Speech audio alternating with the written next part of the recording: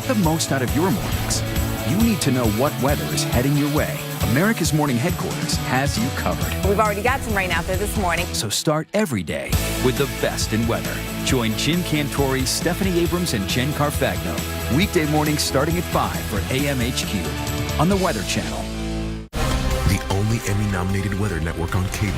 When this much rain falls, it is a life-threatening situation. Is the most essential coverage on TV. Well, a nice day at the beach today in Buxton, North Carolina, but surf's already picking up ahead of Hurricane Florence. Rip current, they're going to be a threat all along the East Coast today, also through the week. We're going to see things in the ocean really turn active and dangerous as well as that storm gets even closer. I want to bring in now North Carolina Governor Roy Cooper joining us on the phone. Governor, we thank you for joining us. We understand you've got the declaration, the emergency declaration in place. How does that help you leading up to the storm? Well, North Carolinians are no strangers to hurricanes, and we know how to get ready for them. We're also very resilient. We learned from Hurricane Matthew, though, that many farmers had crops that were left in the fields and that were flooded. So I issued the emergency order a little early in order to waive the restrictions on trucking, the weight restrictions and other restrictions that they have in order for them to get their crops out of the field, which they have been able to do over the weekend. Now we're hunkering down. We're all getting ready. We're working with our local and federal partners. And the good thing is we've got a couple of days to make sure everything is locked down and ready to go. Governor, is there a resource online or otherwise that residents of your state can find out if they might be in an area that could be told to evacuate so they can start thinking about their evacuation plan? We advise people to download the Ready NC app. It will give you up-to-the-minute information. We're relying on a lot of our local officials to tell us about when they think things are ready for evacuation. One of the challenges we're going to have, and we're working on it right now, is making sure we have enough shelters for people when you have a populous place like Wilmington and other coastal areas. You know that there will be a number of people who will be displaced when there are evacuations. So we're working now to make sure all of those shelters are available, and we're encouraging people to get ready for food and water and their emergency kits and batteries, and be ready to have some time where you don't have power. And we're really concerned about the flooding, particularly inland. We know the storm surge will come. We know that there is likely to be wind damage with this one, but we're warning people about the potential for flooding, particularly if this thing slows down and soaks us, which we know might happen. Yeah, and you mentioned, off the top that North Carolinians, they're familiar with these tropical threats. What other messages do you want to get home to the people across your state about what this storm could do and what you guys are doing ahead of it? Well, we know that this storm is particularly intense, and we know that coastal North Carolinians have gone through nor'easters and hurricanes and other tropical storms, but this one may be tougher than others regarding the high winds that we might experience. So I'm encouraging residents, don't take anything for granted. Make sure you heed evacuation orders when they are given, and make sure that you and your family are ready. If you have pets, make sure that you have a plan for them. If you have parents and grandparents you're concerned about, make sure that they have a plan, that you have your evacuation plan. And we want to just make sure that our people are ready for this and that people are safe. We do not want to lose lives. And this is a storm where potentially there could be life lost if particularly people aren't careful and if they don't heed the warnings. All right, well, Governor Roy Cooper, we thank you so much for your time tonight. I'm sure we'll be talking to you throughout the week. Set to be a very busy week for the folks there across North Carolina and really across the eastern coast. A year and a half ago, we took the Hurricane Awareness Tour to Raleigh, North Carolina. The governor was there. People showed up in large numbers. If you were there and you know how bad the inland flooding can be, post-Matthew, spread the word. Absolutely. We've got much more coming up after this. I think it was a great idea. You should stop. Our old TV provider decided to stop providing our school's games. So I bought this bad boy. Road trips every Saturday. And tetanus shots every Monday. But That Dish guy, the one who listens, he heard this thing coming. And he said, switch to Dish. Game finder. You get every major D1 football game right here at home. You want to check out the inside? Carpet's original. Stay home and get every major D1 game with Dish tuned into you. Fact is, every insurance company hopes you drive safely. But Allstate actually helps you drive safely with DriveWise. It lets you know when you go too fast and brake too hard. With feedback to help you drive safer, giving you the power to actually lower your cost. Unfortunately, you can't do anything about that. Now that you know the truth, are you in good hands?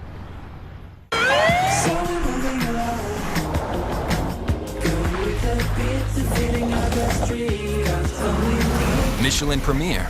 Safe when new, safe when worn.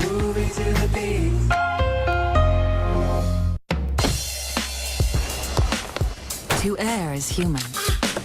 To anticipate is Lexus.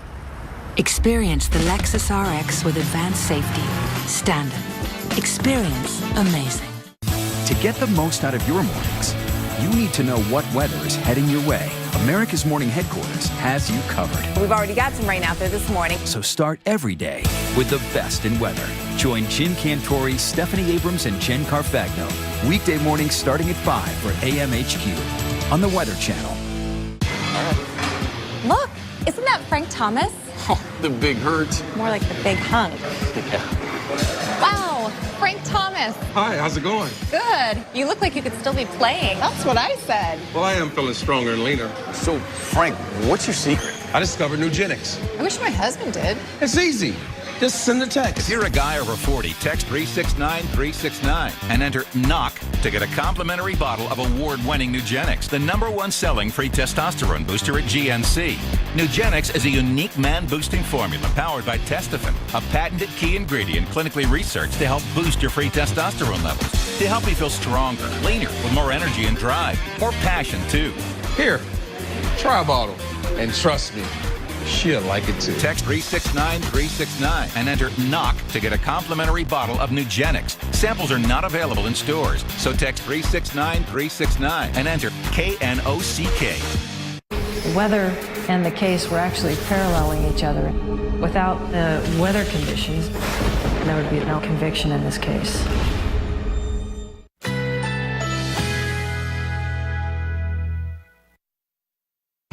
Currently in our area, 73 degrees under fair skies.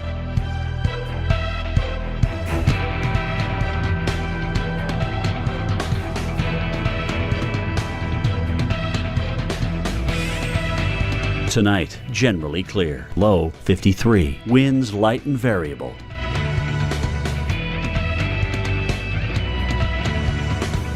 Monday, sunny skies. High 80. Winds south-southeast at 5 to 10 miles per hour. Monday night, a mostly clear sky. Low 57. Winds light and variable. Here's our 7-day outlook.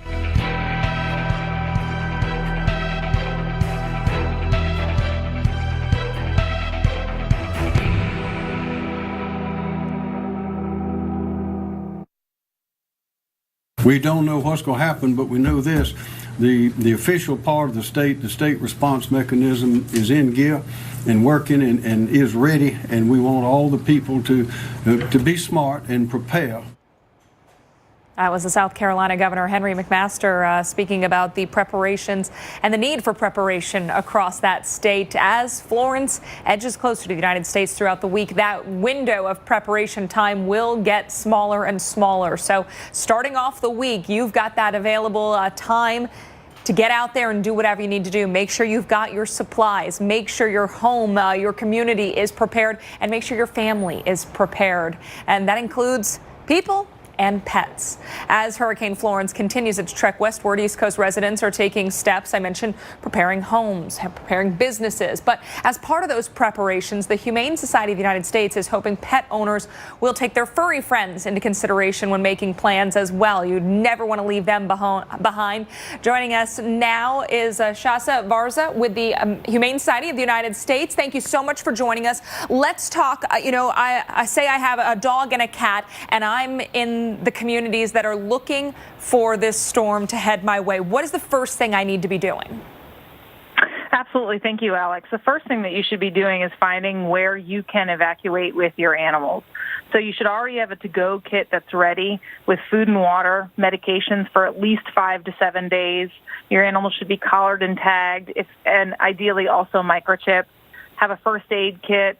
Any supplies your pets may need, litter box with litter scoops for the cats, obviously, leashes, harnesses, carriers, things to actually safely contain your animals. But you should be looking now, especially with as much lead time as we have, for any pet-friendly hotels, pet-friendly shelters, pet-friendly accommodations that you can have with a 100-mile radius or more out. Please just remember, if people are going to be leaving their homes, a lot of those hotels or pet-friendly areas are going to be booking up, so please make sure you're looking into that ahead of time. Right, and obviously you never want to leave pets behind. Something as simple, you mentioned identification. That's probably one of the most important things you could do is put a collar on your dog to make sure that, if you guys do get separated during the storm, it's much easier to find, and then you don't have to go through looking through the shelters. Yeah, another thing that you can actually do is in your to-go kits is actually have photographs with you and your animal as a way to confirm your identity and your ownership. Another thing, again, is the phone. Social media has really changed the landscape of reunification and natural disaster, especially with animals that are potentially displaced. So please make sure you do have a current photograph of your pet and with you in the photograph. A lot of times that's a great way if you should be displaced. But again, if it's not safe for you, it's not safe for your pets. So hopefully you guys are all leaving together as family members. So this includes animals that largely spend a lot of time outdoors. Bring your cats in. Make sure that they're getting acclimated. Bring your dogs inside. Don't leave any animal tethered. Please don't forget about your larger companion animals, such as horses, farm animals, livestock. They too will also need a plan. Absolutely. Thank you so much. Great advice. And you guys pointing out, just like it's stressful for us, it's stressful for your pets too. So even a comfort item like a favorite toy or bed, something great to bring as well. Want to switch gears. We've got other storms to talk about. Dr. Nab, don't want to discount some of the other systems that we're keeping an eye on, not just in the Atlantic, but also the Pacific.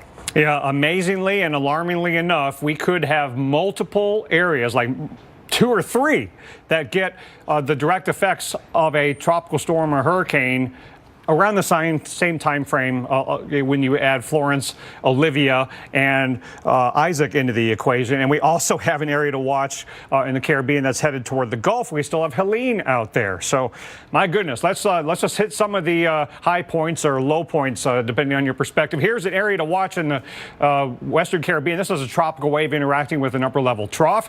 This is probably not going to develop next couple days because of the wind shear and the Yucatan land interaction, but it has a chance to develop over the Western Gulf. My main concern right now would be places like Louisiana and especially Texas for locally heavy rainfall when we get into the middle to latter part of next week. Remember what Brownsville experienced earlier this year without even a depression. Here's Isaac, winds of 70 miles an hour, forecast to become a hurricane, and we have 2.5 to 3 days before the weather might start going downhill in the Eastern Caribbean. Helene is out there, and that's going to be moving away from land. Famous last words. We said that about Florence, right? More on Florence and what it could do to the Carolinas. Stay with us.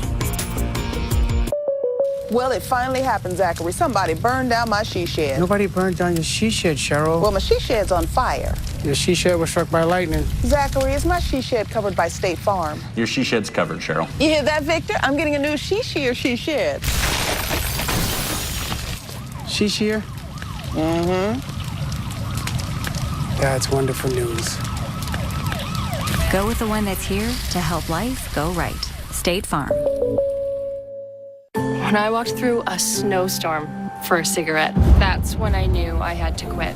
For real this time. That's why I'm using Nicorette. Only Nicorette gum has patented dual-coated technology for great taste plus intense craving relief. Every great why needs a great how. Eucerin has been solving dry skin problems for over 100 years. Try Eucerin Advanced Repair for dry, itchy, rough skin, for immediate relief and 48-hour moisture. Now try Eucerin Advanced Cleanser in the shower. Oh, hey, Mom. Now that we have your attention, Capri Sun has 4 updated drinks. Now with only the good stuff. Do you know how to use those? Nope.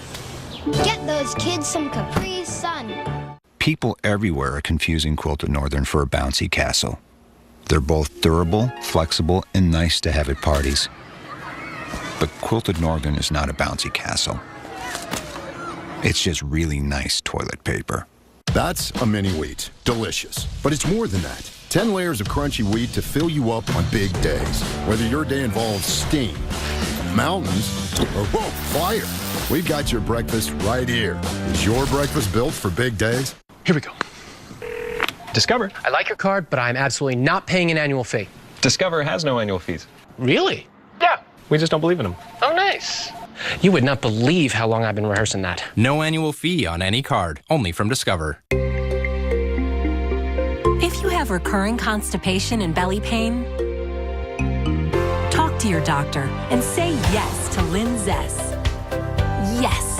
Linzess treats adults with IBS with constipation or chronic constipation. Linzess can help relieve your belly pain and lets you have more frequent and complete bowel movements. See if you're eligible to get 90 days for as little as $30. Do not give Linzess to children less than 6, and it should not be given to children 6 to less than 18. It may harm them. Do not take Linzess if you have a bowel blockage. Get immediate help if you develop unusual or severe stomach pain, especially with bloody or black stools. The most common side effect is diarrhea, sometimes severe. If it's severe, stop taking Linzess and call your doctor right away. Other side effects include gas, stomach area pain, and swelling. So say yes to help for recurring constipation. Yes to help for belly pain. Talk to your doctor and say yes, Linzess. Who knew? Yeah. So you're with the UPS store? Yes.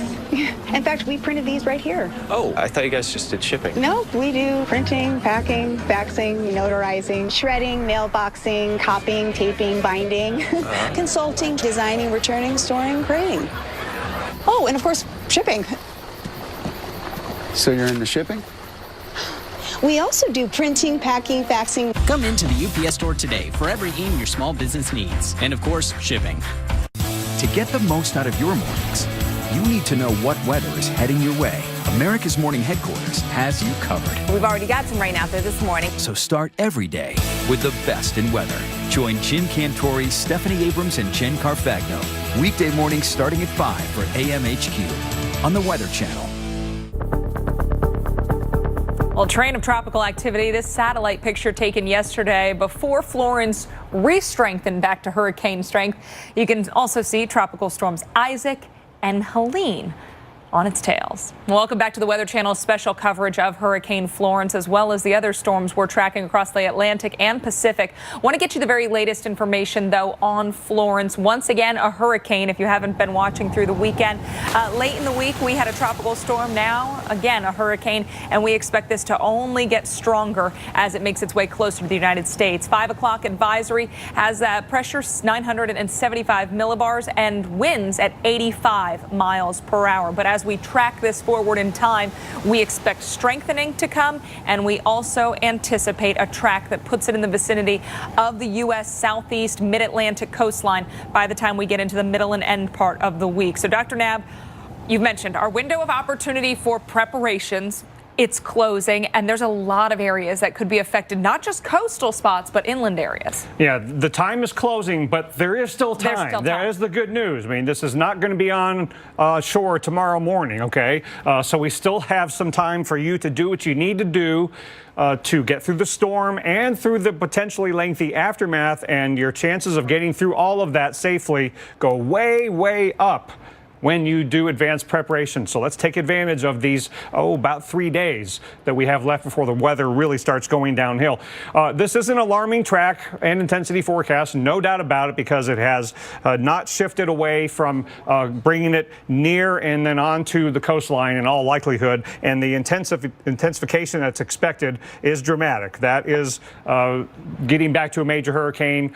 Who knows if it's going to be 3, 4, or 5 at various points along the way here, but we're expecting a major hurricane going over these warm waters with weak wind shear and approaching the coastline when we get later into the week. The other thing about the track that I will keep mentioning, because it is a big part of this, is how slow the motion is once it arrives on the coastline. These two forecast points are a day apart. That is slow motion. So that means longer duration of all the hazards: winds, storm surge, heavy rainfall. So you've got to get ready for an event that's going to last a while, not just the storm itself, but of course the aftermath. That's why it's so important to go get those supplies and make sure you've got a safe place to be during the storm. This is going to be a long duration event.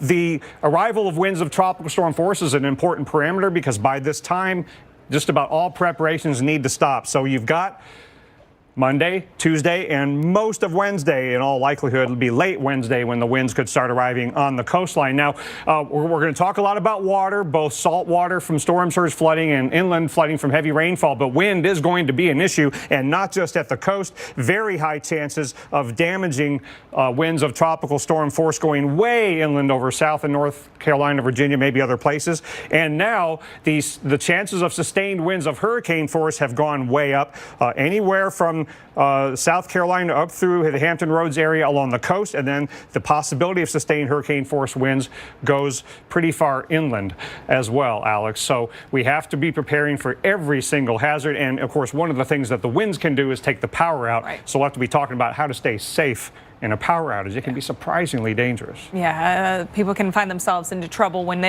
especially the extended power outages. Let's talk about the coast. Now, surge is going to be a threat. You showed us how much rain we could be looking at as well. So we could be watching for freshwater flooding along the coast, coastal impacts like storm surge, also problems in the water too. Yeah, and all of those things are track dependent. So I wanted to kind of summarize where we are with all of the reasonably possible track scenarios. And one thing about the storm surge is it is dependent on who gets the right front quadrant, who gets the right side. So the maximum storm surge, we don't know where that's going to occur, but it would likely occur, as it's first coming ashore, as a major hurricane in all likelihood. But, for example, just as a scenario to paint, if it comes ashore in North Carolina, you could still get storm surge going up the Chesapeake. Remember what Isabel did in the Chesapeake Bay area all the way up into Baltimore. I'm not saying that is going to happen. It's just a reminder that the landfall point of the center doesn't paint the entire storm surge picture. Don't focus on just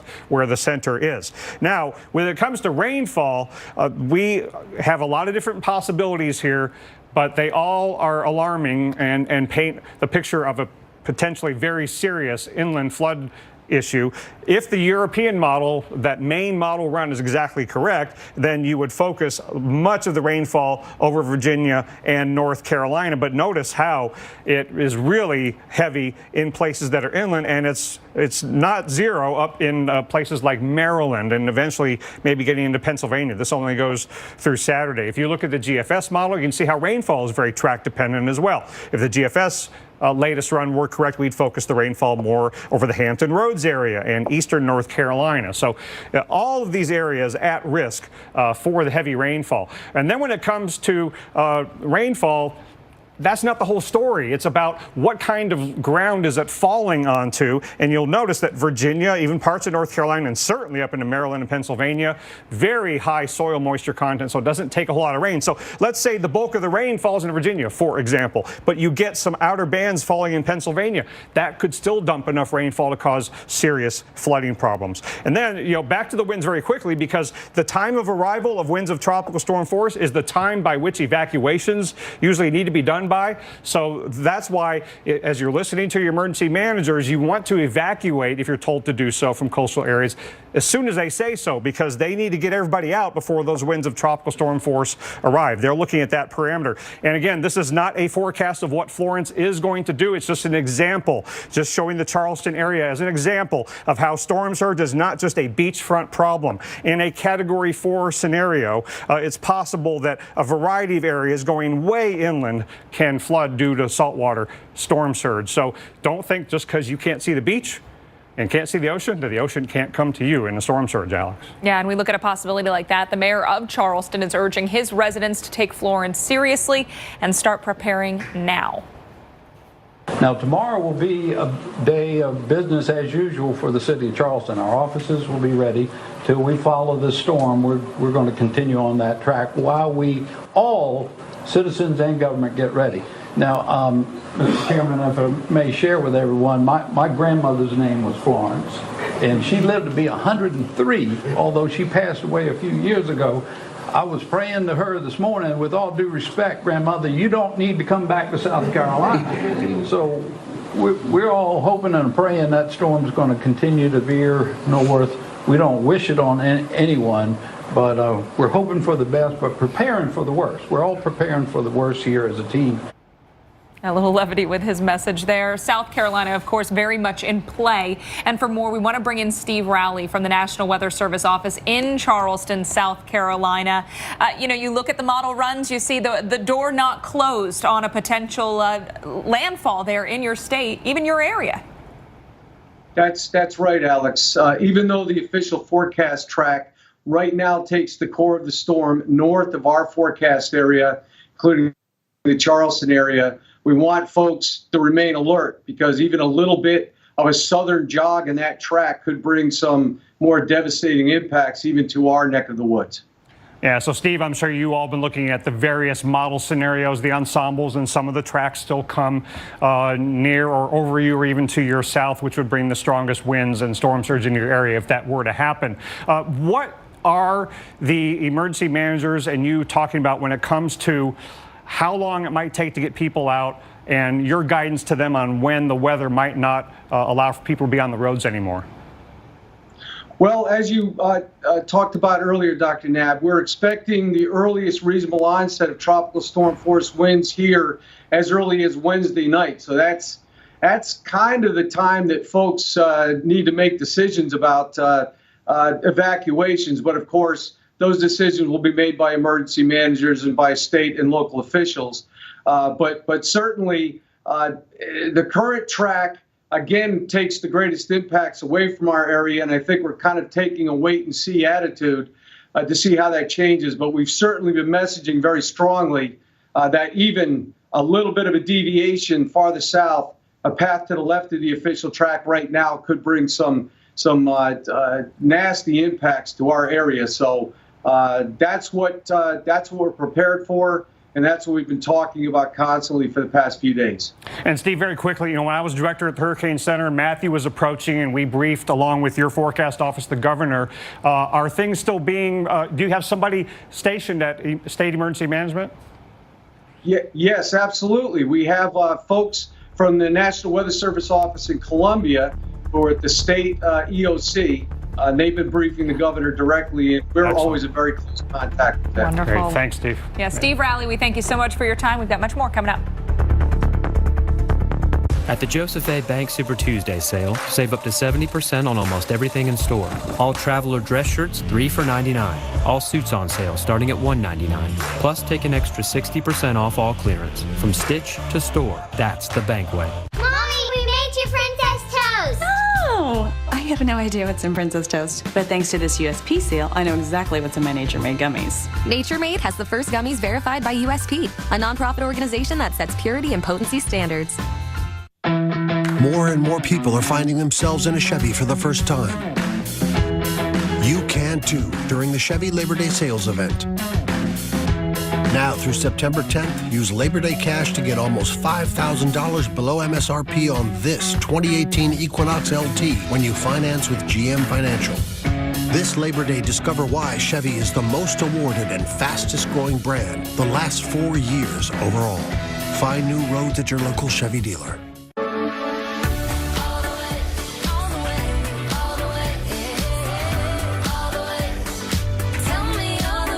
From our store to your car door. Choose Drive Up at Target. Daily dollar deals are here at Long John Silver's, where you can get a different deal every day. Like sliders, Baja fish tacos, and popcorn shrimp. Popcorn chicken, crab cakes, and sweets. All for just $1 each. Only at Long John Silver's.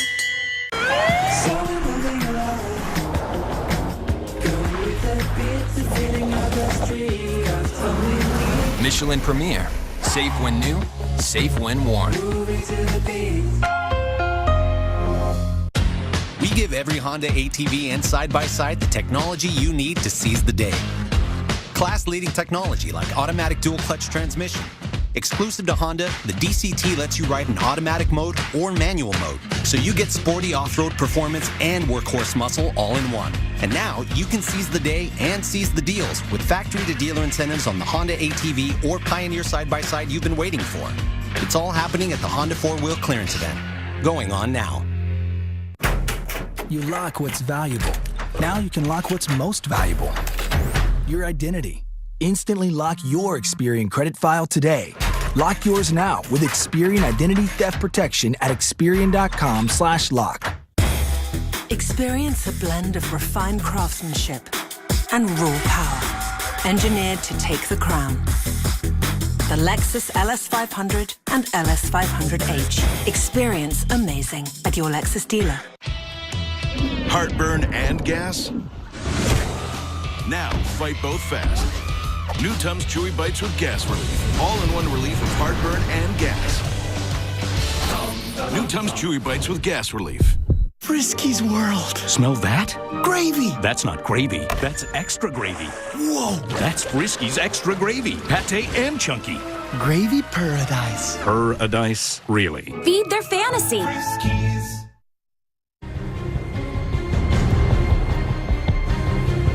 Well, some big-time flooding overnight in southern Virginia. This is the town of Galax just after midnight following heavy rain in that community.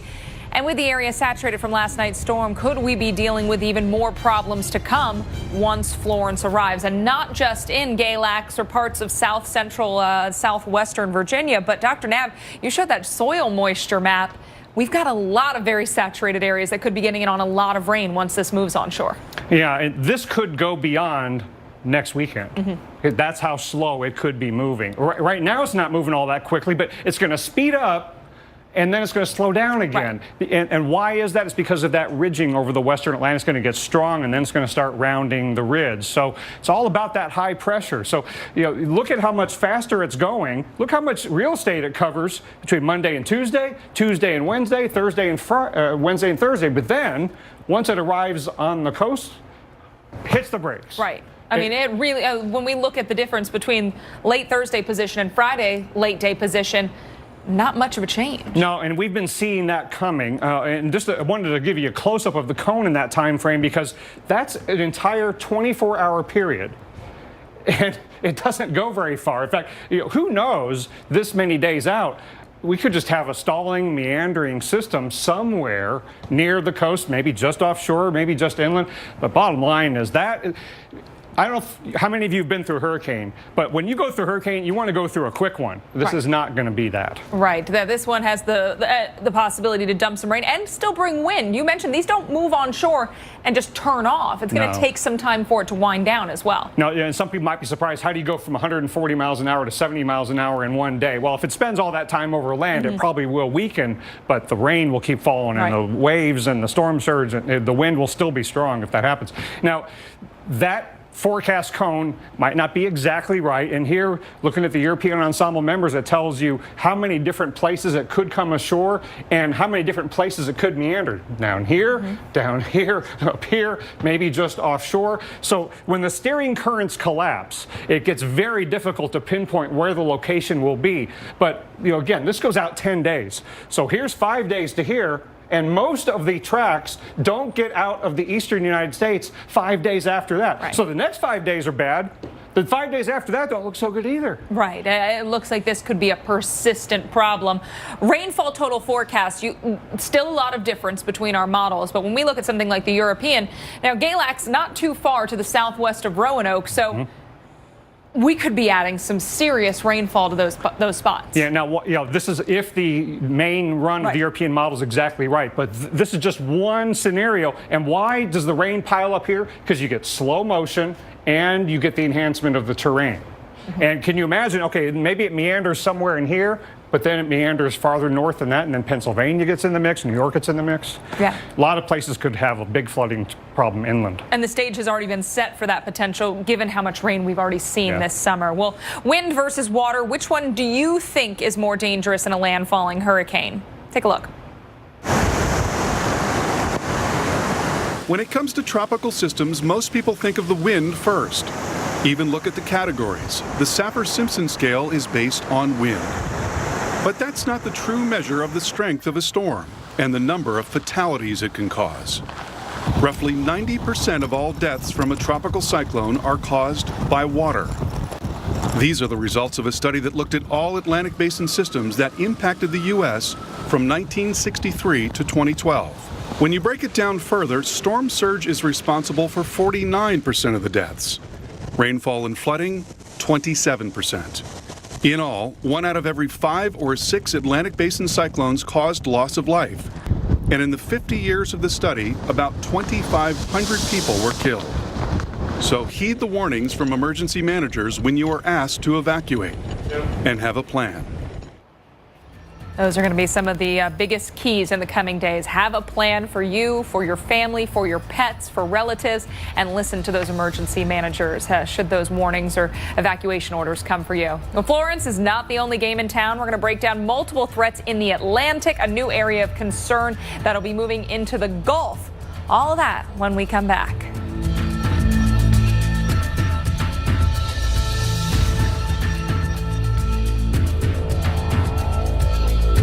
Allergies with sinus congestion and pressure? You won't find relief here. Go to the pharmacy counter for powerful Claritin D. While the leading allergy spray relieves 6 symptoms, Claritin D relieves 8, including sinus congestion and pressure. Claritin D relieves more. At Safelite Auto Glass, we really pride ourselves on making it easy for you to get your windshield fixed. Let's turn in your science papers. This teacher always puts her students first. I did mine over. You did? Oh, I can't wait to read it. So when she had auto glass damage, she chose Safelite. With Safelite, she could see exactly when we'd be there. You must be Pascal. Yes, ma'am. Saving her time. So she can save the science project. Safelite replace. There's an opportunity in every window. A view connecting in here to an entire world of out there. So start your day opening the window to your weather with AMHQ. Watch Jim Cantori, Stephanie Abrams, and Jen Carfagno looking out at the stories and the science behind your forecast. Open up your mornings with AMHQ on the Weather Channel. The fact is, there are over 9,600 roads named Park in the U.S.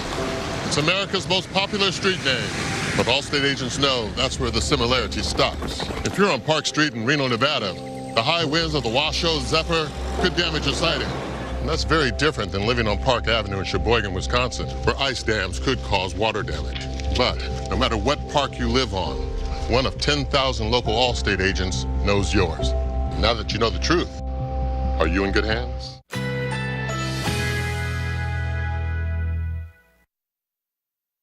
Currently in our area, 71 degrees under clear skies.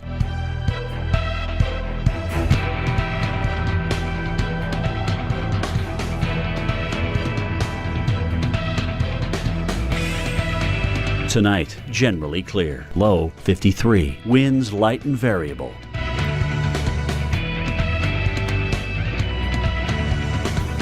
Monday, sunny skies. High 80. Winds south-southeast at 5 to 10 miles per hour. Monday night, a mostly clear sky. Low 57. Winds light and variable. Here's our 7-day outlook.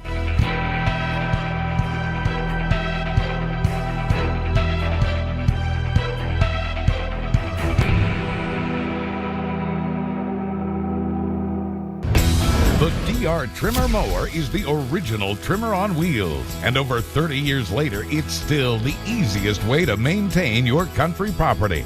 Trim along fence lines against buildings and around gardens. Mow down thick grass and weeds and clean out overgrowth on the roughest terrain. Our quick lock trimmer head takes the hassle out of changing cord, making it the easiest to use trimmer ever. Plus, the DR doubles as a 3-inch thick brush cutter with our unique cutting attachment.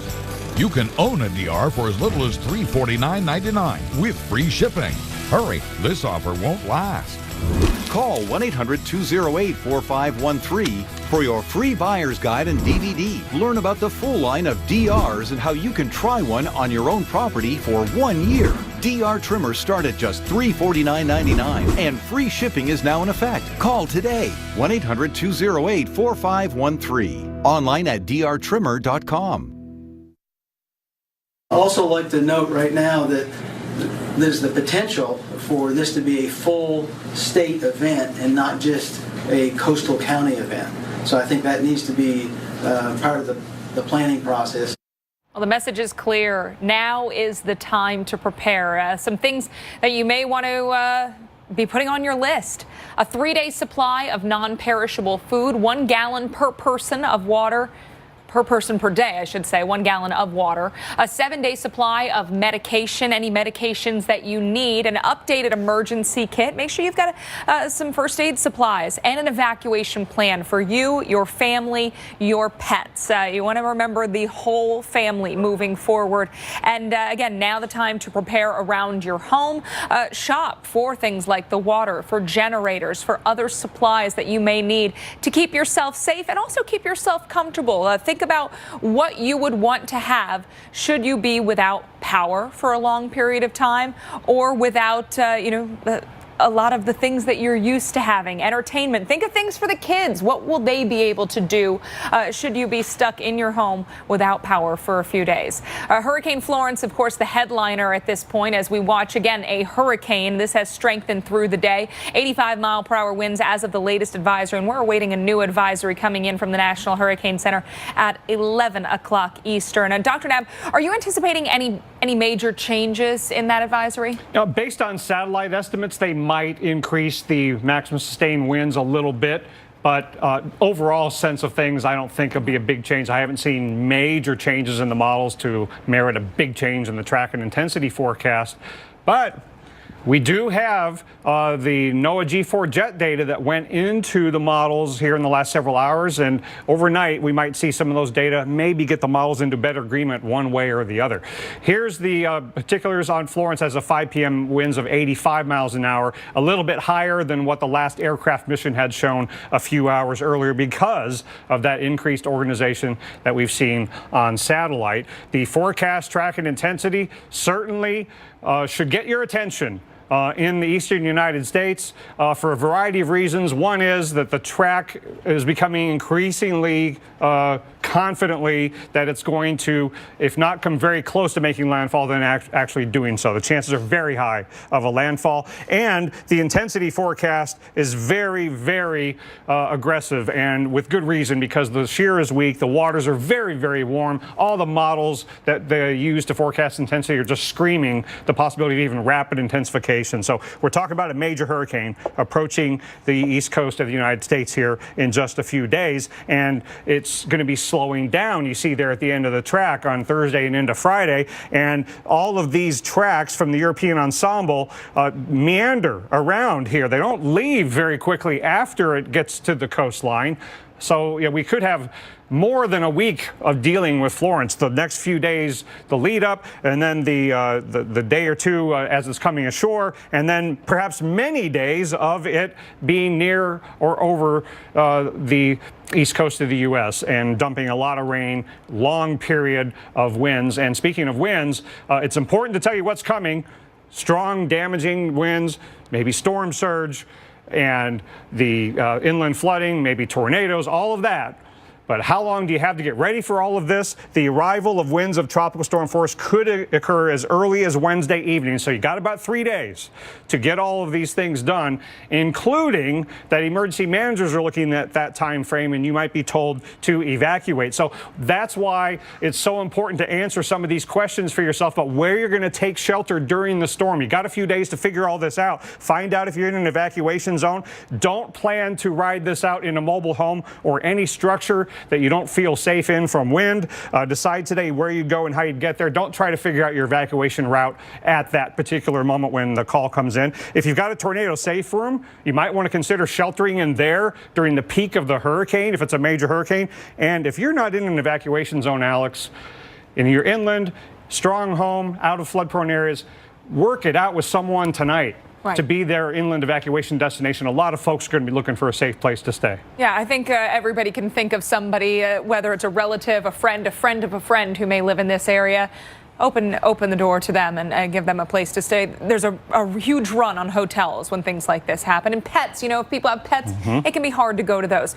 All right, so we've talked about Florence, but we look at what's happening in the Atlantic, Pacific. There's a lot to continue to watch. Yeah, there are other significant threats in the tropics in different parts of the Atlantic and Pacific. The two greatest threats, in addition to Florence, are Olivia relative to Hawaii and Isaac relative to the Eastern Caribbean. So we'll spend some time on those and let you know what else is going on, including this area in the Western Caribbean that has some chance to develop over the next 5 days, not in the next couple because of wind shear and land interaction, but could get something going in the Western Gulf here as the week goes on. I'm most concerned about some potentially locally heavy rain in portions of Texas. You've had a lot of depression-ish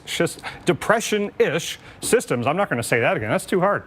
Anyway, a lot of rainfall could be coming your way like you saw in Brownsville and other parts of Texas earlier this year. And I wanted to show you the moisture content in the atmosphere. It's already moist in southeast Texas. And here comes that disturbance into the Gulf. And there's Florence, of course. But look at how much moisture could be taking up residence in portions of Texas when we get to the latter part of the week. So beware of the flood potential there, even if it doesn't ever get a name. Isaac has winds of 70 miles an hour. This is out in the middle of the tropical Atlantic. It's a long way from land, but unfortunately, it's coming west. And the Eastern Caribbean really needs to be preparing. We have 1, 2, about 3 days of prep time left for this one. Don't know if it'll affect the islands there as a tropical storm or a hurricane, but at the very least, it could bring a significant rainfall, flash flood, and mudslide threat. Helene is leaving the Cabo Verde Islands as a hurricane, just like Florence. It's going to turn right. Hopefully, it keeps turning right. Florence didn't do that. Hopefully, Helene will, but it will be far away from land for days to come. And then there's Olivia, Cat 1 hurricane in the Pacific Ocean. Hurricane hunters from the Air Force will be flying this one as it significantly threatens Hawaii. I don't want to play this down at all. This could be a really big deal for the Hawaiian Islands, both in terms of wind from what's forecast to be a tropical storm and the very heavy rainfall. We saw, Alex, what happened with Lane when the center didn't even come ashore and the winds were not at all an issue. This time, all the islands could get in on the flash flooding and the mudslides, and there could be a lot more wind and power outages. This could be one of the bigger impacts in Hawaii in a long time. Don't usually get them from the east like this. Yeah, an unusual direction for the Hawaiian Islands. So there's a lot to watch. We've got a busy week ahead of us. And when we come back, we're going to bring you the very latest on Hurricane Florence. Of course, the increasing threat to the U.S. East Coast that's looking more and more likely. We're going to explain each and every scenario, what could still change, and why now is the time to prepare. Our special coverage continues after this.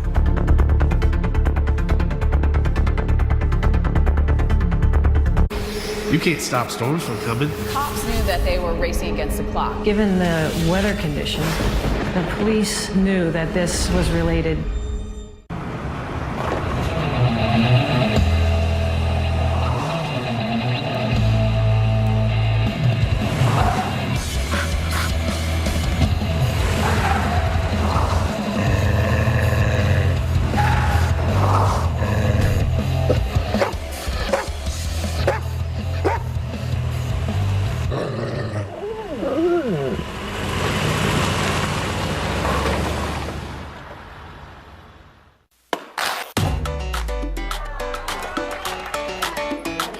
Nothing beats the comforts of home. Introducing new Scott Comfort Plus. It's 3 times stronger for unbeatable comfort. It's how Scott Comfort Plus families keep life rolling.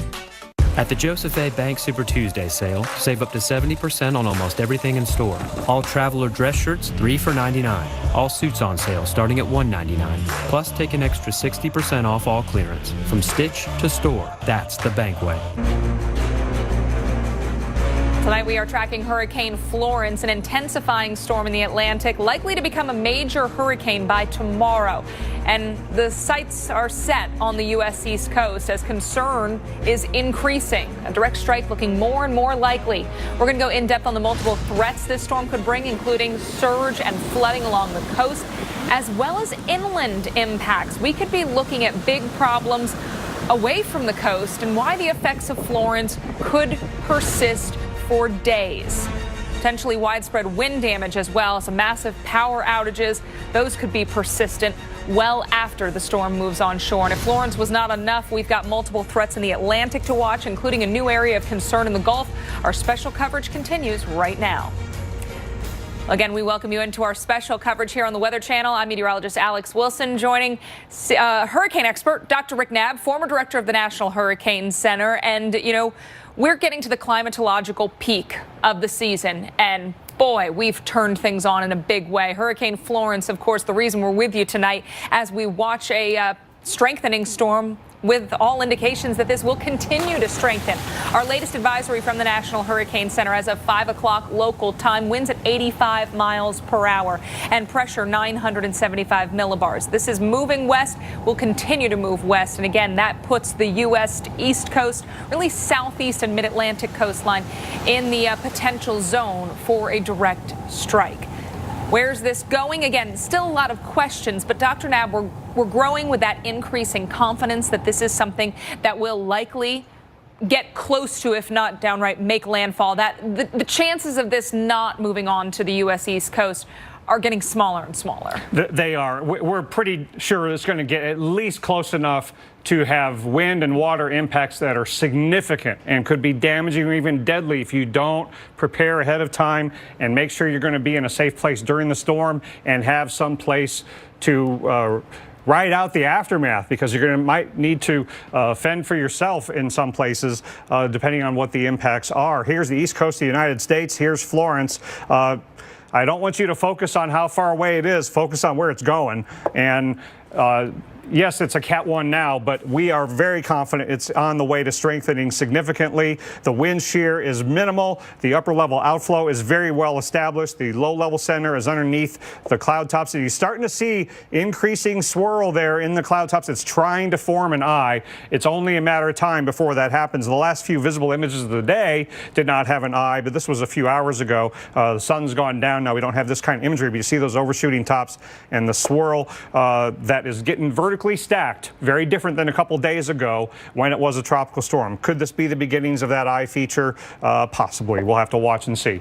We're going to have significant intensification. It's hard to pinpoint exactly when the most rapid strengthening will occur, but at some point it's going to make a leap. Nearly every major hurricane goes through a really rapid period of intensification on the way to becoming a major, and this is showing all the signs of doing that at some point. In fact, the Hurricane Center is essentially forecasting explicitly what we would call rapid intensification and getting to the Cat 4 range here as we go through the next few days.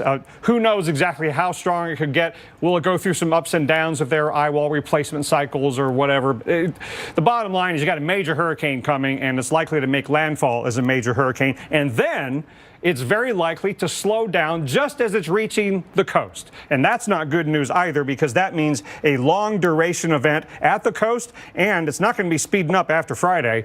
This could be a long duration event inland as well. Time to prepare. We still have it. That's the good news. We can see this coming. We should not be caught off guard by this one.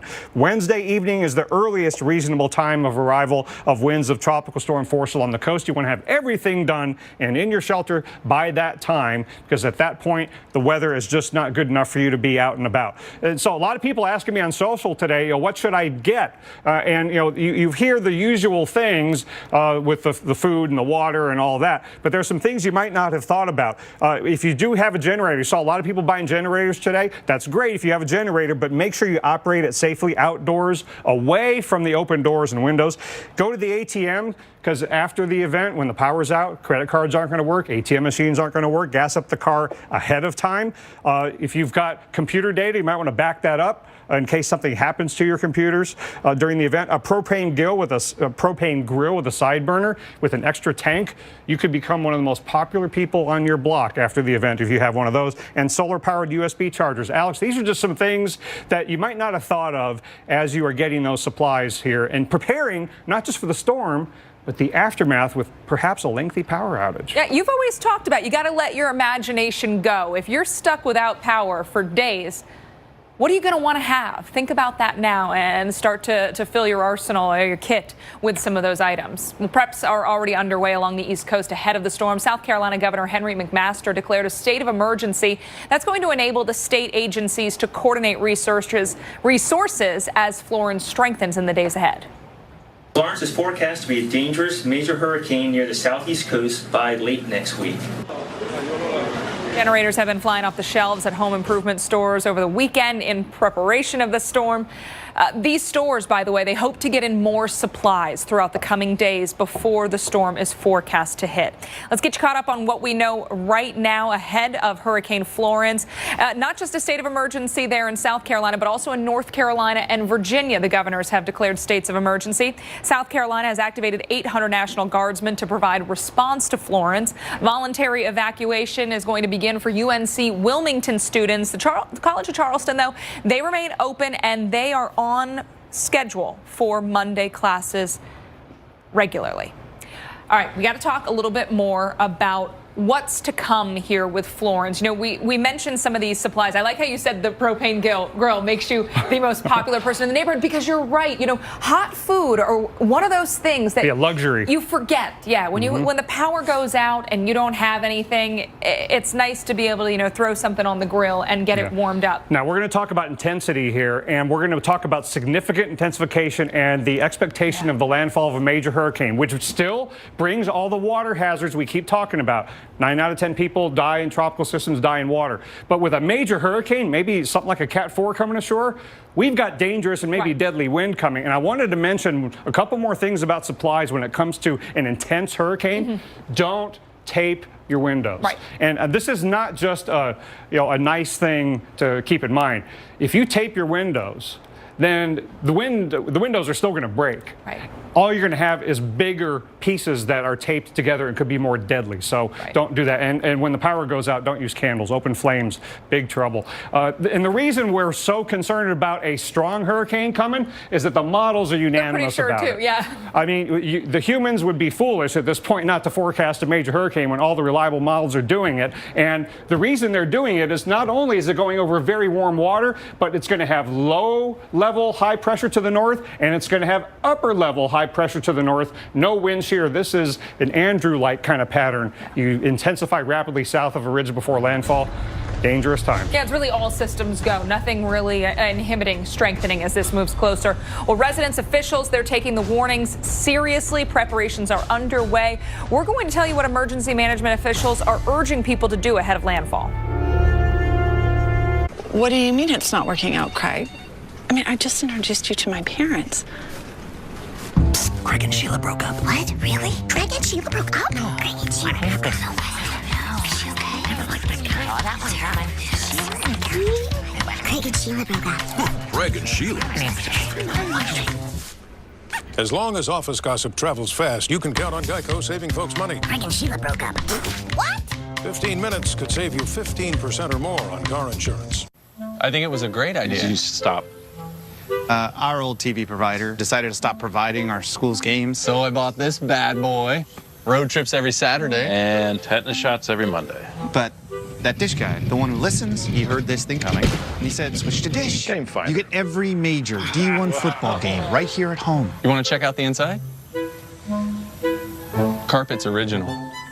Stay home and get every major D1 game with Dish, tuned into you. Play She's a Rainbow.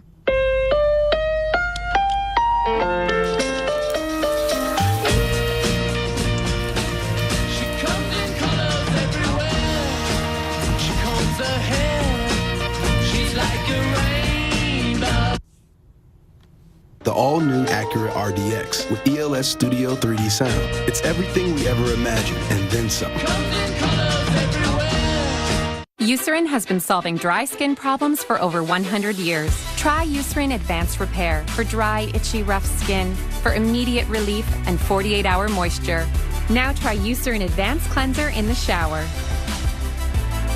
At the Joseph A. Bank Super Tuesday sale, save up to 70% on almost everything in store. All traveler dress shirts, 3 for $99. All suits on sale, starting at $199. Plus, take an extra 60% off all clearance. From stitch to store, that's the Bank way. That's a mini wheat. Delicious. But it's more than that. 10 layers of crunchy wheat to fill you up on big days. Whether your day involves steam, mountains, or fire, we've got your breakfast right here. Is your breakfast built for big days? Brad's been looking forward to this all week. But how will his denture cope with a steak? Luckily for Brad, this isn't a worry, because he's discovered Super Polygrip.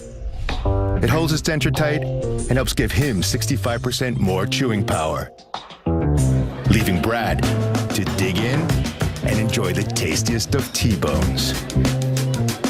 Super Polygrip, helping you enjoy the foods you love. To get the most out of your mornings, you need to know what weather is heading your way. America's Morning Headquarters has you covered. We've already got some rain out there this morning. So start every day with the best in weather. Join Jim Cantori, Stephanie Abrams, and Jen Carfagno. Weekday mornings starting at 5 for AMHQ on the Weather Channel. The only Emmy-nominated weather network on cable. When this much rain falls, it is a life-threatening situation. Is the most essential coverage on TV. Generators, water, lumber, all flying off the shelves at home improvement stores along Georgia's coast. At this Home Depot in Savannah, they've actually set up an area with emergency supplies, including batteries, water, solar-powered lights. Heck, things that you could buy now. And even if the storm ends up not impacting your community, it's all stuff you're going to use. Just have the water, have the batteries. Better to have it and not need it than to find yourself in the absolute opposite situation. This might not be the last storm of the year, and or with a little family tradition, you eat and drink all your hurricane supplies on December 1. Yeah, that's what you party. told us. That's your family's. You open up the kit and you do it all again the next year. Well, state of emergency has been declared in Virginia ahead of Hurricane Florence. And joining us on the phone now, Jeff Caldwell, the Director of External Affairs for Virginia's Department of Emergency Management. I'm sure you guys are watching those forecasts from the National Hurricane Center very, very closely. You know, Virginia, it's not a community that's not used to hurricanes, but, you know, I'm sure you've got new people there that may have never dealt with the tropical system like this. Yeah, exactly. We have been lucky that we have not had a major hit from a direct hit from a major hurricane in a number of years. And that can lull folks into some complacency. But as we watch Florence develop and watch the track become more certain, we're recognizing that this storm will have an impact on Virginia. Depending on the track, it could be a coastal impact where we see storm surge and flooding and high winds in our Hampton Roads and Virginia Beach area. Or we could have a major inland flooding event if the storm track takes it more to the west and if it stalls out like we're seeing on some of the models and brings 20 inches or more of rain to parts of the state. Jeff, how long does it take to get the population that's vulnerable to storm surge in the Hampton Roads area out? How far in advance might evacuations need to be called given the weather may be going downhill Wednesday evening? We've already been working this weekend to start to identify what would be needed to do evacuations. Last year, we actually put a new evacuation program in place in coastal Virginia because there are so many people in that area and bridges and tunnels create bottlenecks to get people out. We've developed a program called Know Your Zone, which moves people interior to the Hampton Roads region to higher ground to get away from that storm surge and the threats of flooding, but trying not to move them all the way across the state to get out of the way of the hurricane. Yeah, and I'm sure then, you know, when we talk about the inland threat as well, that can complicate things because we could also have problems in these communities where you want people to evacuate too. Absolutely. And we know that hurricane impacts and flooding well inland can be just as deadly, if not more so, than storm surge. In fact, in Virginia, our deadliest hurricane, Camille, which landed here 50 years ago, killed 150 people overnight, and that was in the western part of our state. So we are asking all Virginians to prepare for what Florence may bring and to be ready for changing weather conditions as soon as midweek. And Jeff, have you been in contact directly with the National Hurricane Center and the local forecast offices through the Hurricane Liaison team that's operated down there? How's that been going? Well, we continue to be in close contact with the National Hurricane Center, with forecasters at the local, state, and federal level, and with all of our partners from FEMA on down to local governments, trying to get everybody on the same page and coordinate our efforts so that we can make the most of the preparations in advance and then work together to recover once the storm hits here in Virginia and moves through.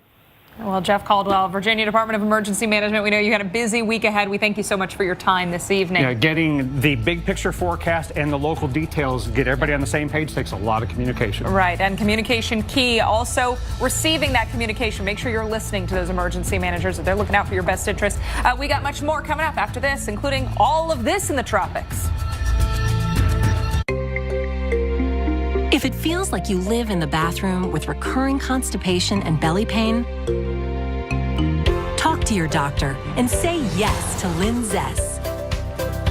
Yes, Linzess treats adults with IBS with constipation or chronic constipation. Linzess can help relieve your belly pain and lets you have more frequent and complete bowel movements. Linzess is not a laxative. It helps you get ahead of your recurring constipation.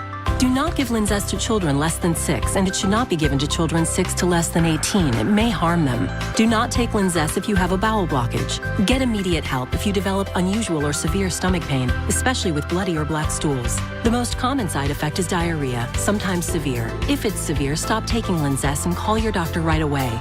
Other side effects include gas, stomach area pain, and swelling. So say yes to help for recurring constipation, yes to help for belly pain. Talk to your doctor and say yes, Linzess. Mommy, we made you Princess Toast! Oh! I have no idea what's in Princess Toast, but thanks to this USP seal, I know exactly what's in my Nature Made gummies. Nature Made has the first gummies verified by USP, a nonprofit organization that sets purity and potency standards.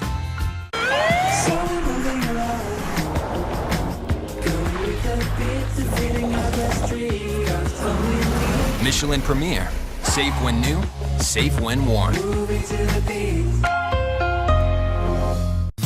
get the most out of your mornings, you need to know what weather is heading your way. America's Morning Headquarters has you covered. We've already got some rain out there this morning. So start every day with the best in weather. Join Jim Cantori, Stephanie Abrams, and Jen Carfagno. Weekday mornings starting at 5 for AMHQ on the Weather Channel. Introducing the all-new DR Leaf and Lawn Vacuum, now at our lowest price ever. The DR cleans up acres of leaves and grass while you mow. In the spring, collect dead grass, wet leaves, and twigs from storm damage. Come summer, the DR makes a great high-capacity bagger. And in the fall, turn days of raking into a drive in the park. When it's time to unload, nothing could be easier. Look, just one hand. Plus, with the collector top removed, you've got a rugged utility cart that's great for all kinds of hauling chores. The DR is the most powerful, most versatile lawn machine you can buy.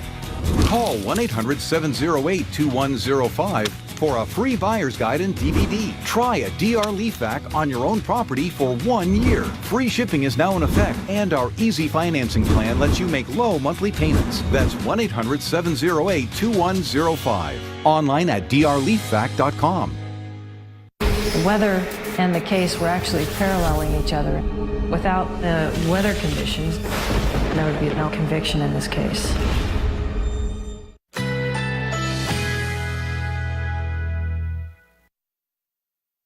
Currently in our area, 70 degrees under fair skies.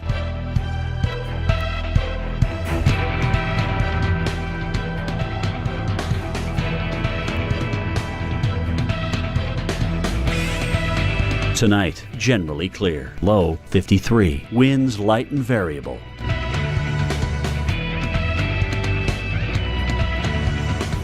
Monday, sunny skies. High 80. Winds south-southeast at 5 to 10 miles per hour. Monday night, a mostly clear sky. Low 57. Winds light and variable. Here's our 7-day outlook.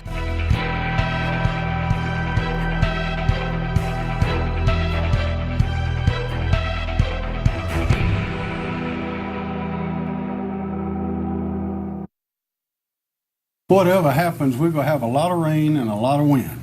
Even if the hurricane goes farther north than is anticipated in this graphic, we're still going to have a lot of water and a lot of wind. That's South Carolina Governor Henry McMaster showing the very latest information from the National Hurricane Center. By the way, our next NHC advisory coming in at 11 o'clock Eastern time. As of the 5 o'clock advisory, 85-mile-per-hour winds, pressure 975 millibars, and moving to the west. That westward movement will continue, but the strength will go up as Florence makes its way closer to the United States. Now, Florence, of course, kind of the headliner right now, Dr. Nab, but we've got another cast of characters out there in parts of the Atlantic. We've got Helene, we've got Isaac, and then in the Pacific, we've got Olivia that could actually be a real threat to Hawaii once again. Yeah, lots of different names, and they're all acting up, right? But we can get ready for them. We can control our own outcomes if we prepare, and in every case, there's still time to get ready. Let's start with Florence. Winds at 85 miles an hour at the last advisory. They could be coming up. It'll be satellite estimates for a little while longer before the Armada really starts flying into it tomorrow and the next day. We're going to have NOAA G4 jet flying around it for the foreseeable future twice a day to get data into those models, try to get that track forecast as accurate as possible, get the models in better agreement.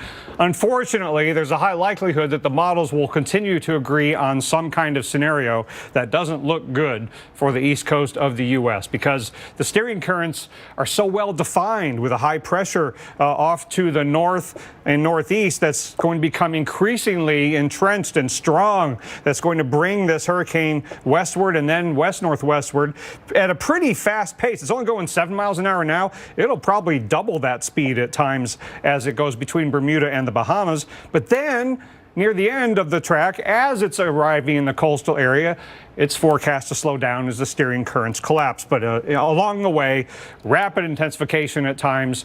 And then, after the landfall we expect of a major hurricane, then the 5 days after that might not be so good either, because if you look at the European ensembles, there's a lot of slow motion in here. These tracks are out to 10 days, and a lot of them are still over some part of the eastern U.S. or close by. So this could really be a long duration event. Really worried about an inland flood disaster that we've got to prepare for and make sure we stay off the water-covered roads. Have until about Wednesday evening guaranteed time to get ready for winds of tropical storm force. Maybe they'll wait a little longer than this, but we know we got Monday, Tuesday, and most of Wednesday to get ready. Olivia and Isaac are the other really major concerns to contend with, but we also have this area in the Western Caribbean that could form in the Gulf of Mexico. Small chance, but not too small a chance of getting some heavy rains into Texas when we get later into the week. You see the moisture of this disturbance coming into the Gulf, and then late next week, it takes up residence over the eastern and southeastern parts of Texas. So could have some heavy rain there. Now, Isaac is headed toward the Caribbean. 70-mile-an-hour winds now forecast to strengthen into a hurricane, and it's going straight west with high pressure ridging to the north. And we'll either have a hurricane or a tropical storm affecting portions of the eastern Caribbean later this week on about the same time frame as the arrival of Florence on the east coast, but at a minimum, locally heavy rainfall and the possibility of flash floods and mudslides. Hurricane Helene is going to be hanging a right, leaving the Cabo Verde Islands, and then for the next 5 days stays away from land. Hopefully ships get out of the way, and that'll be pretty much all of what Helene can do, as long as it behaves itself and continues to recurve. We thought Florence might do that for a while, so I don't want to write it off just yet. And then Hurricane Olivia, 75-mile-an-hour winds out in the Pacific, and this is getting dangerously close to the Hawaiian Islands, and it's about to go over warmer waters. Now, maybe it will still weaken as forecast to a tropical storm before going over the islands the late Tuesday into Wednesday timeframe, but a tropical storm, direct hit in the Hawaiian Islands, that could be a big deal in terms of some wind damage and power outages, but also anywhere in the Hawaiian Islands could get some locally heavy rainfall, and the significant risk on all the islands, don't know who's going to get it, of flash floods and mudslides, Alex. This could be overall for the islands even more impactful than Lane was. Yeah, we've got a lot of areas to watch and a lot of people need to be preparing. And still to come, now is that time to prepare if you live anywhere along the East Coast. We're going to break down where Florence could cause potentially disastrous impacts on the coast and well inland, and why everyone from Georgia to the Northeast needs to have their plan in place. Fact is, there are over 9,600 roads named Park in the U.S. It's America's most popular street name, no matter what park you live on. One of 10,000 local Allstate agents knows yours. Now that you know the truth, are you in good hands? This is a game changer. No scrub deck wash. Game changer. Game changer? Game changer. The moment you take staining to the next level. Get the top stain brands you'll need only at Lowe's. At the Joseph A. Bank Super Tuesday sale, save up to 70% on almost everything in store. All traveler dress shirts, 3 for $99. All suits on sale, starting at $199. Plus, take an extra 60% off all clearance. From stitch to store, that's the Bank way.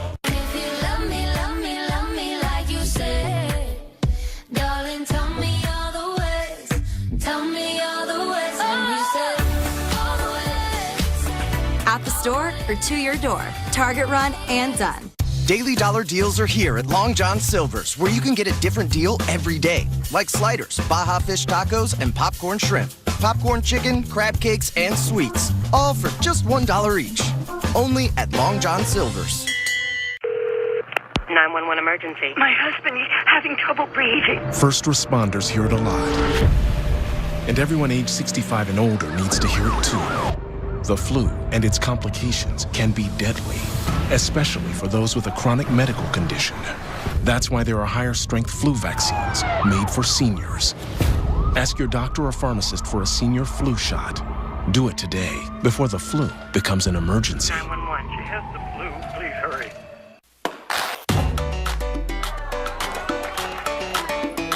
Nothing beats the comforts of home. Introducing new Scott Comfort Plus. It's 3 times stronger for unbeatable comfort. It's how Scott Comfort Plus families keep life rolling. Flintstones, meet the Flintstones. They're the modern Stone family. From the town of Fairfield. Meet George Jetson. His boy Elroy. With instant acceleration, electric cars are more fun to drive and more affordable than ever. Electric cars are here. Plug in to the present. With a range of SUVs perfect for any adventure, you can be in your element, in any element. Experience amazing at your Lexus dealer. Hungry to explore unique flavors? Try new Stouffer's Urban Bistro with ingredients like Kentucky bourbon aged in charred oak barrels for that sweet taste. Feed your hunger for flavors like bourbon glazed chicken with new Stouffer's Urban Bistro. Stouffer's, what are you hungry for? Don't forget that the past can speak to the future. I'm going to be your substitute. Don't assume the substitute teacher has nothing to offer. Same goes for a neighborhood.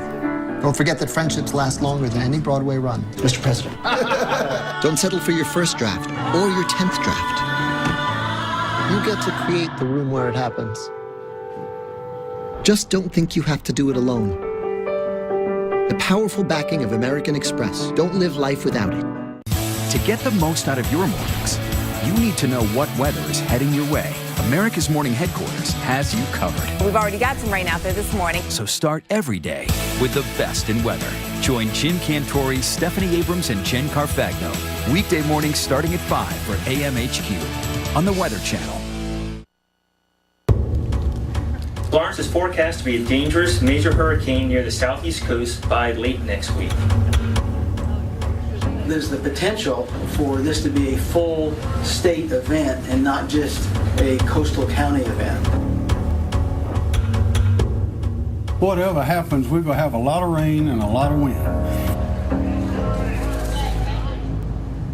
Well, welcome back into our continuing coverage, special coverage of Hurricane Florence. Florence, we want to get to the very latest information on what we know. Back to a hurricane. That's what we've got right now, 85-mile-per-hour winds. By the way, this all as of the 5 o'clock Eastern advisory. We will get a new advisory from the National Hurricane Center on this storm at 11 o'clock Eastern time, and we will bring you the very latest once we get that in. Moving west, pressure 975 millibars.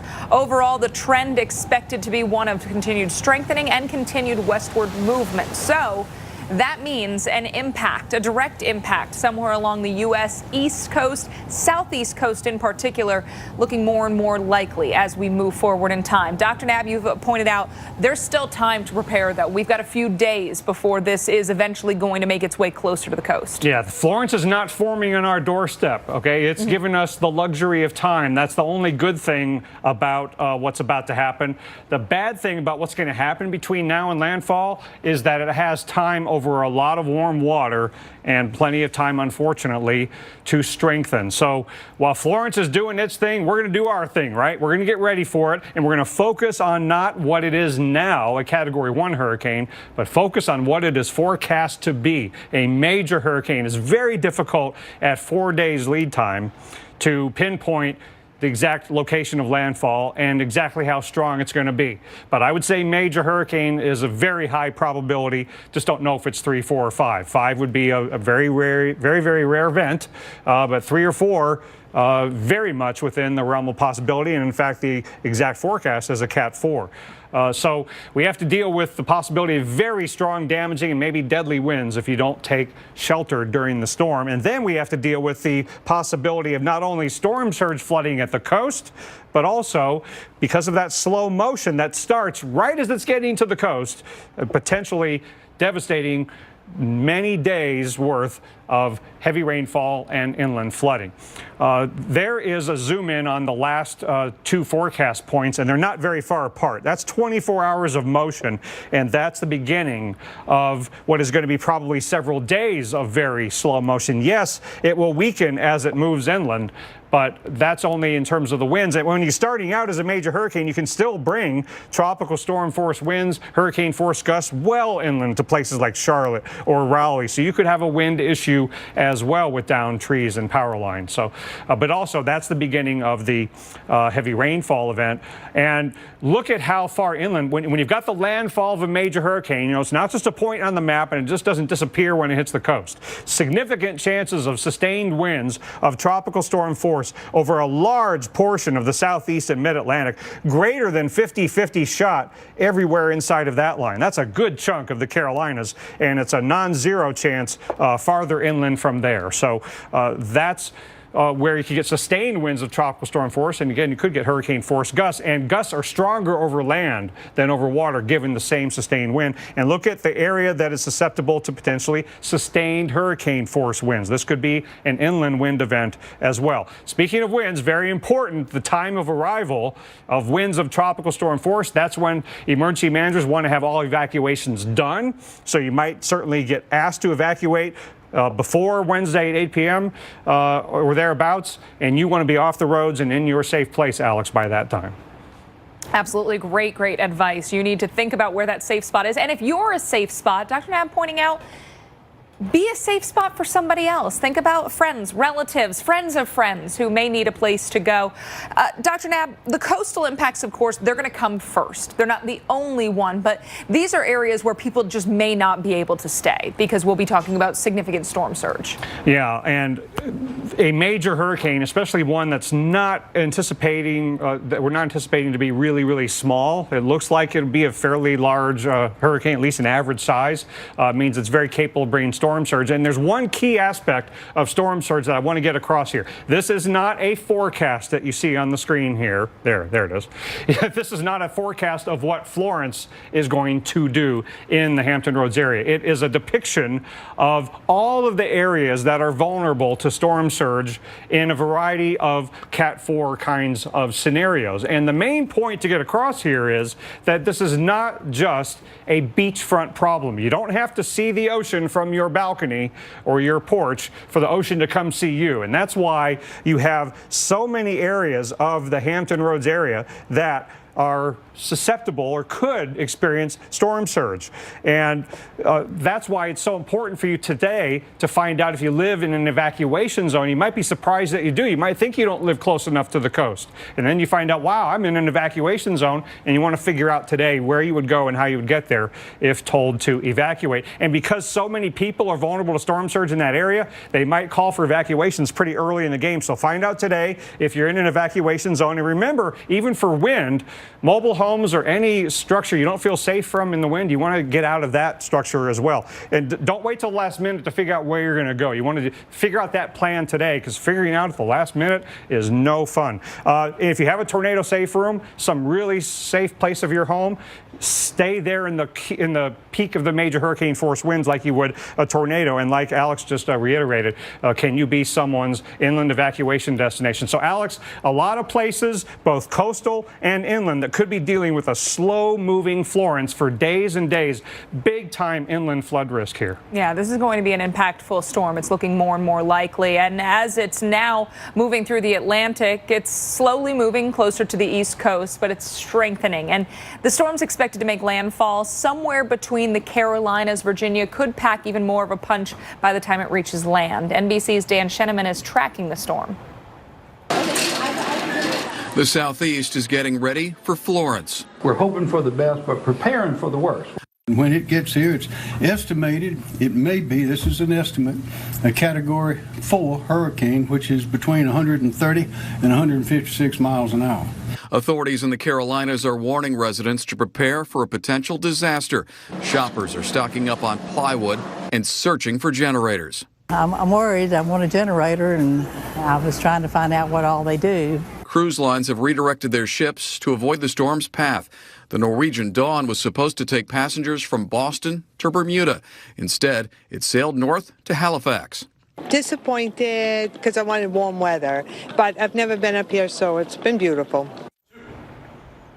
Yeah, a lot of people making accommodations and changes, and a lot of people on social media asking us questions as this gets closer about maybe accommodations that they'll have to make as well. Barbara wants to know, does the location of the right front quadrant of a hurricane change when its direction of forward movement changes? That's a great question. Yeah, now the hurricane doesn't think so, because it's always going where it's going, right? And so right in front is always right in front relative to the hurricane, looking out its front windshield. But the part of the hurricane that is the right front quadrant relative to the directions on the compass changes. So if you're going straight west, your right front quadrant is on the northwest side of the circulation. However, if you were to make a turn and say you were heading from southwest toward the northeast, then your right front quadrant is kind of in the whole, is that eastern quarter of the circulation. Now, the right front quadrant is a very important part of the hurricane for a lot of reasons. One is the right side of the hurricane tends to be where the strongest winds are. Not that you can't get really damaging winds on the other side, but the strongest winds are on the right side relative to motion. That's where the onshore push is the greatest, so that's where you have the greatest storm surge. And the right front quadrant, even way in those outer bands, that's where you typically get tornadoes and a landfall. So that's going to be, all of those are going to be problems as this comes ashore likely. Yeah, this could bring with it multiple issues. Want to get another question, this one coming to us on Twitter from Nick. Use the hashtag, by the way, FlorenceQs. Is there any chance that Florence could still turn south and make landfall in central or southern South Carolina? And it doesn't have to turn south to do that. All it has to do is take an angle of approach that's just a little bit farther to the left, and look at all of those possibilities in Charleston and south of there. But just a slight change in the angle of approach means it could go up into the Delmarva area and anywhere in between. Subtle changes out over the next 4 days that we can't forecast. All of these tracks are possible. Yeah, really anybody from Savannah to the Delmarva, very much in play still. Yeah, and don't think that whatever hurricane you had last time, don't think, oh, I got through Hugo, I got through Isabel, I got through Hazel, whatever it is, this one's going to do its own thing. Yeah, each storm is different. You can't make that analog storm to storm. Thanks for your questions. Again, hashtag FlorenceQs. That's how you get them. We've got 2 more hours left, so we'll be answering more and more of them. What happens after Florence makes landfall, though? That could end up being an additional disaster, even the worst part of the storm, perhaps. We'll explain why when our special coverage of Hurricane Florence continues next.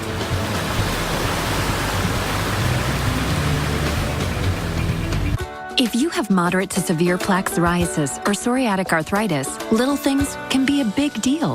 That's why there's Otezla. Otezla is not an injection or a cream. It's a pill that treats differently. For psoriasis, 75% clearer skin is achievable with reduced redness, thickness, and scaliness of plaques. And for psoriatic arthritis, Otezla is proven to reduce joint swelling, tenderness, and pain. And the Otezla prescribing information has no requirement for routine lab monitoring. Don't use if you're allergic to Otezla. Otezla may cause severe diarrhea, nausea, or vomiting. Tell your doctor if these occur. Otezla is associated with an increased risk of depression. Tell your doctor if you have a history of depression or suicidal thoughts or if these feelings develop. Some people taking Otezla reported weight loss. Your doctor should monitor your weight and may stop treatment. Other side effects include upper respiratory tract infection and headache. Tell your doctor about all the medicines you take and if you're pregnant or planning to be. Otezla, show more of you.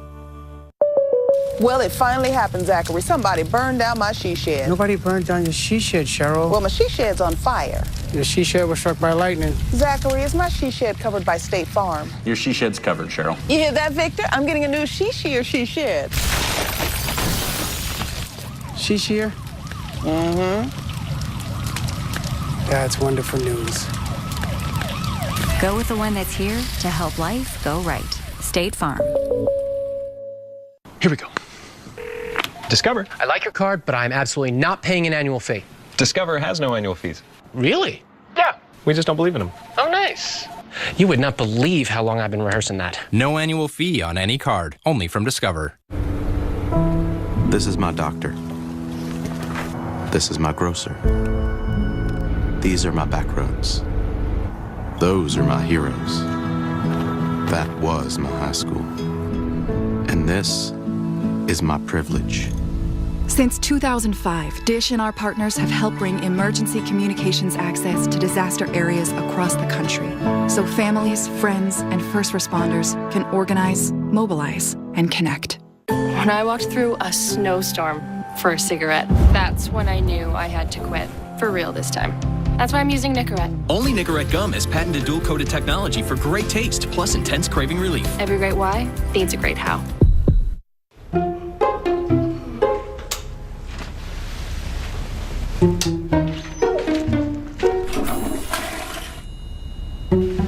When you're expecting a little angel, be soft. When your little angel expects a lot from you, you gotta be kidding me, little dude. be strong. Life takes softness and strength, sometimes over and over and over. That's why we make Angel Soft Mega with more of the value you already love. I never peed this much in my life. There's enough Coffee Mate pumpkin spice flavor for one more cup. Rock, paper, scissors. Oh, every time. You know I can only do paper, right? Oh, because the Coffee Mate seasonal flavors are here. It's like a mitt with no fingers.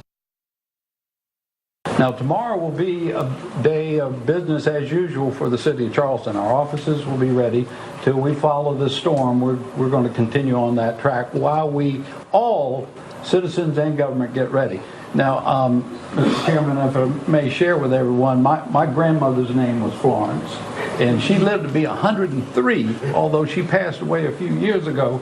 I was praying to her this morning, with all due respect, grandmother, you don't need to come back to South Carolina. So we're all hoping and praying that storm's going to continue to veer north. We don't wish it on anyone, but we're hoping for the best, but preparing for the worst. We're all preparing for the worst here as a team. Charleston mayor there having a little bit of fun, we're stressing the preparation, but making it a little thing, a play on his grandmother's name. And, I think we're going to be seeing a lot of progressive flow and the mom from the Brady Bunch in the week to come. But this thing could be a real serious threat and could have a legacy beyond just an immediate coastal impact. Yeah, which makes it very probable that this will be the last time Florence is ever used for a name for a hurricane in the Atlantic. That's how serious we are about how devastating and wide-ranging the impacts could be. And there's categories for things, and there's things that are obvious about a hurricane. I mean, when you've got Cat 4 forecast and you see the cone, you kind of know generally where it's going and how strong it's going to be. But you know what we don't have a category for is slow motion and stalling and meandering and hanging around too long. Right. And obviously Harvey last year wrote the book on that. Not saying this will be the same situation, but it could linger. And one of the biggest problems with these storms, like what we saw in Harvey, is it just never moved out. And when you take a closer look at the tail end or the back end of that cone, Dr. Knabb, you point out that this really goes to show you that this thing is not moving much. No, it moves merrily along at a pretty swift pace, pretty well-defined steering currents up until it reaches the coast. And then the steering currents are forecast to collapse. And so this is the first 5 days of what is probably going to be more than a week of dealing with Florence in the eastern United States. We got the lead up, we got the landfall, and then it could be another 5 days beyond this that it meanders near or over portions of the eastern United States. So this is the beginning of that slow motion. This is only a day's worth of motion. That's really slow. So even at the coastal areas, you could be dealing with a long duration of tropical storm and hurricane force winds. And so that's why this time frame, this first 3 days of this more than a week-long event are so critical, because if it's going to be a long duration event and a slow motion kind of disaster, you got to take these 3 days and really get ready for a long duration storm and what could be a lengthy aftermath. And so here's the next 5 days. This is 10 days worth of possible model tracks. So it's 4 days to the coast and maybe 5, not much farther than that. And then it's 5 more, Alex, and I don't see a lot of these tracks getting on out of here. No, and you know, our viewers, they're savvy too. They know what's been going on. We've got people in Virginia, we've got people in West Virginia, people in Pennsylvania, Maryland saying, I don't like the looks of this because we've already seen too much rain. Yeah, and this is not necessarily exactly what's going to happen. It's one model's depiction, but you get the idea. It's not just a coastal problem. It could be inland as well. This whole eastern part of the U.S. deal with a potentially big flooding event. Yeah, and we know water tends to be the biggest issue. And when you look at that much, you got problems. Well, wind versus water. Which one do you think is more dangerous in a landfalling hurricane? Meteorologist Carl Parker has the answer, and it might surprise you. When it comes to tropical systems, most people think of the wind first. Even look at the categories. The Saffir-Simpson scale is based on wind. But that's not the true measure of the strength of a storm and the number of fatalities it can cause. Roughly 90% of all deaths from a tropical cyclone are caused by water. These are the results of a study that looked at all Atlantic Basin systems that impacted the U.S. from 1963 to 2012. When you break it down further, storm surge is responsible for 49% of the deaths.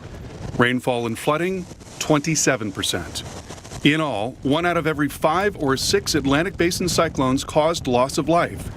And in the 50 years of the study, about 2,500 people were killed. So heed the warnings from emergency managers when you are asked to evacuate, and have a plan. And coming up, Florence, not the only game in town. We're going to break down the other threats in the Atlantic and the area we're watching in the Pacific. New Olay Foaming Whip Body Wash. Luxe Lather with a weightless feel. Transforms skin from dull to dreamy. New Olay Foaming Whip Body Wash. At the Joseph A. Bank Super Tuesday sale, save up to 70% on almost everything in store. All traveler dress shirts, 3 for $99. All suits on sale, starting at $199. Plus, take an extra 60% off all clearance. From stitch to store, that's the Bank way. There's an opportunity in every window. A view connecting in here to an entire world of out there. So start your day opening the window to your weather with AMHQ. Watch Jim Cantori, Stephanie Abrams, and Jen Carfagno looking out at the stories and the science behind your forecast. Open up your mornings with AMHQ on the Weather Channel.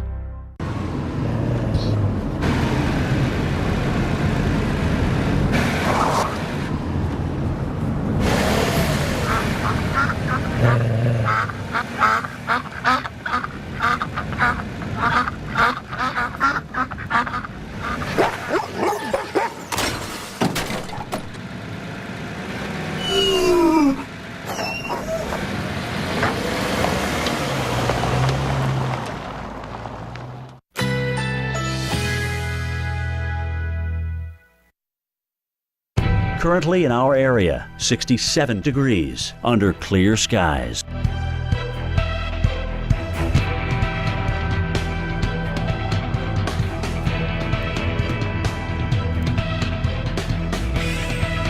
Tonight, generally clear. Low 53. Winds light and variable.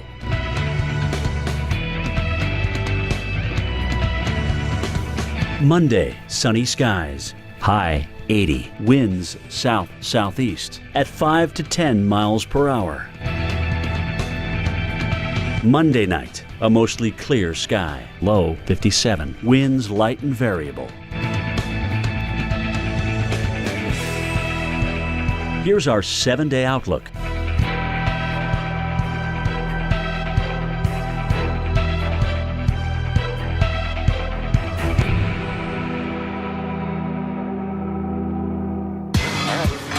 Look, isn't that Frank Thomas?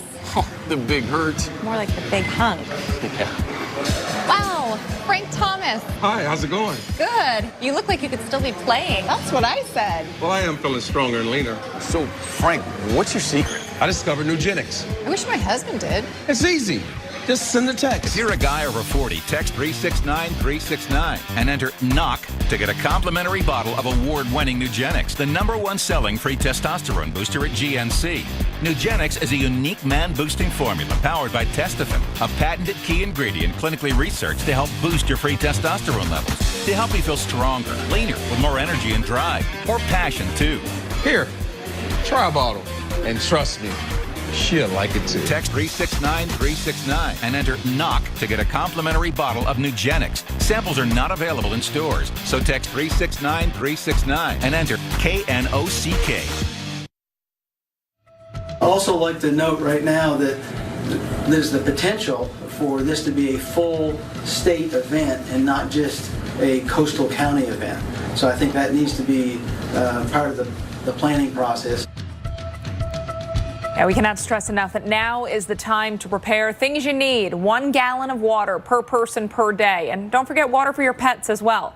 A 3-day supply of non-perishable food, 7-day supply of medication. So think of medications you're going to need, not just things like ibuprofen, but prescription medication. Make sure you've got those refilled. An updated emergency kit, supplies, first aid, things you need, and an evacuation plan, one that you and your family are familiar with, are comfortable with, and everybody knows, what they need to do to stay safe. The best way to keep yourself safe during this, Dr. Nab, is to be prepared. As you've said, you're really the ultimate controller of your own destiny with a storm like this. We really do control our own hurricane outcome. It doesn't feel that way. Mm-hmm. You can feel kind of helpless in a situation like this, but with the days that we have left, there are a lot of things we can do to greatly increase the chances that we not only survive the storm itself, but can get through what can be a lengthy and nasty aftermath. And we're serious about what Florence could do, and I want to make sure everybody's focused on what this is forecast to be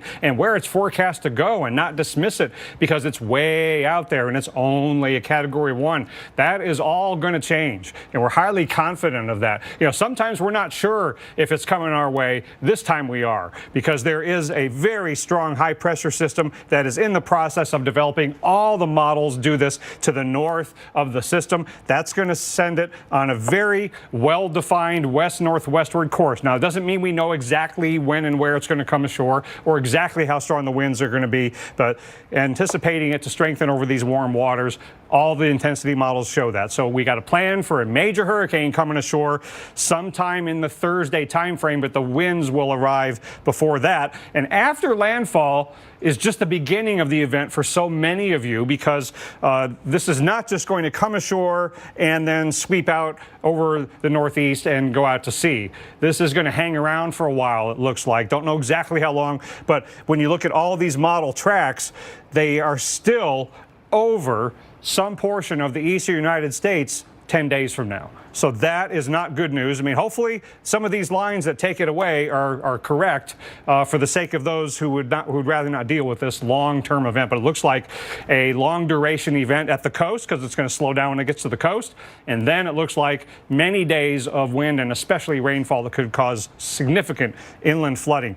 The time frame to prepare is between now and Wednesday evening. Maybe it'll take a little longer for the winds of tropical storm force to arrive, but this is the earliest reasonable time that those winds could get there. And so you got about 3 days of time to get ready for this: Monday, Tuesday, and most of Wednesday. And there's so many things you can think about doing between now and then. Because we have enough days, get yourself ready and then identify somebody who needs help getting ready ahead of time to increase their chances of getting through the storm and the aftermath. So after you prepare, help others in need, the elderly, people who have health issues of any kind. You can donate money or supplies to those in need through an organization or directly to them. Help them out. Be responsible for a senior. I used to do this when my grandmother was living in Southwest Florida. It could be a family member or a friend. You could take a CPR or first aid course. You could volunteer your time with a local organization. A lot of folks could use some muscle. Even if you don't have money to donate, you could donate your time. So we have a lot of other stuff to talk about here, Alex. It's going to be very busy over the next several days. And Hawaii is in play in the next few days, as are the Eastern Caribbean islands from Isaac. Yeah, we've got an interesting threat from Olivia, of course.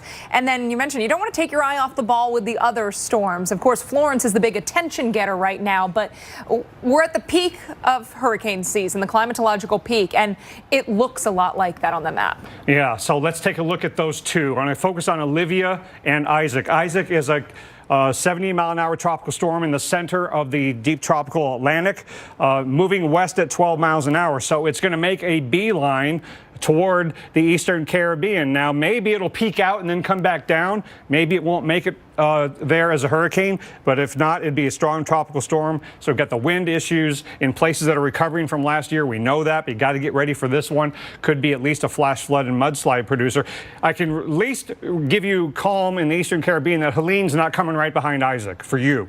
This is going to be turning to the right after it leaves the Cabo Verde Islands. So there's some good news there. I can't give you a 100% guarantee this is never going to make a left turn like Florence did and come farther west, but we'll worry about that one later. Olivia is still a hurricane out in the central Pacific, and it is getting dangerously close to the Hawaiian Islands. This is serious business, folks. Even if it doesn't make it to Hawaii as a hurricane, it's high confidence that it's going to go over the islands. And even if you get a tropical storm in Hawaii, that can bring down power lines, cause extensive power outages that can last a long time, and it could be a big rainmaker. And it might not be just the Big Island this time, which took most of the heavy rainfall during Lane several weeks ago. But this could be one that produces heavy rain on nearly all of the islands. So this is going to be one of the more significant tropical systems to affect the Hawaiian Islands in a long time. One last thing I want to mention is that we do have something even closer to home here in the United States to deal with. There's this area of disturbed weather over the western Caribbean Sea. It's a tropical wave that left Africa many, many days ago, interacting with an upper level trough.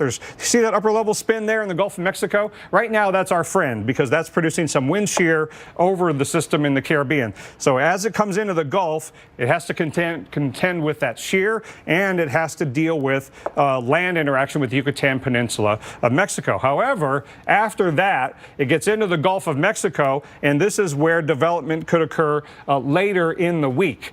And that is a problem because not only does it have a chance to become a depression or storm, but even if it doesn't, it's going to bring a lot of moisture into places like southeastern Texas. Watch the reds and the oranges come out of the Caribbean into the Gulf of Mexico. And then when we get to, say, Thursday, now it starts getting into Texas and lingering down there. Remember, we had that issue in Brownsville earlier this year. It wasn't even a depression, and we had basically a flooding disaster.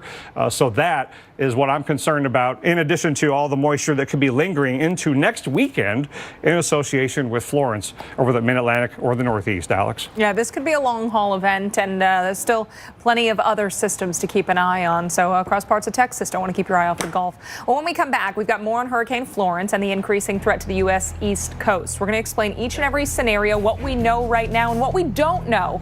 Also, why now is the time to prepare. Our special coverage continues. We are with you until midnight Eastern tonight. So much more, and we're awaiting the next advisory from the National Hurricane Center. That will come in around 11 o'clock Eastern time.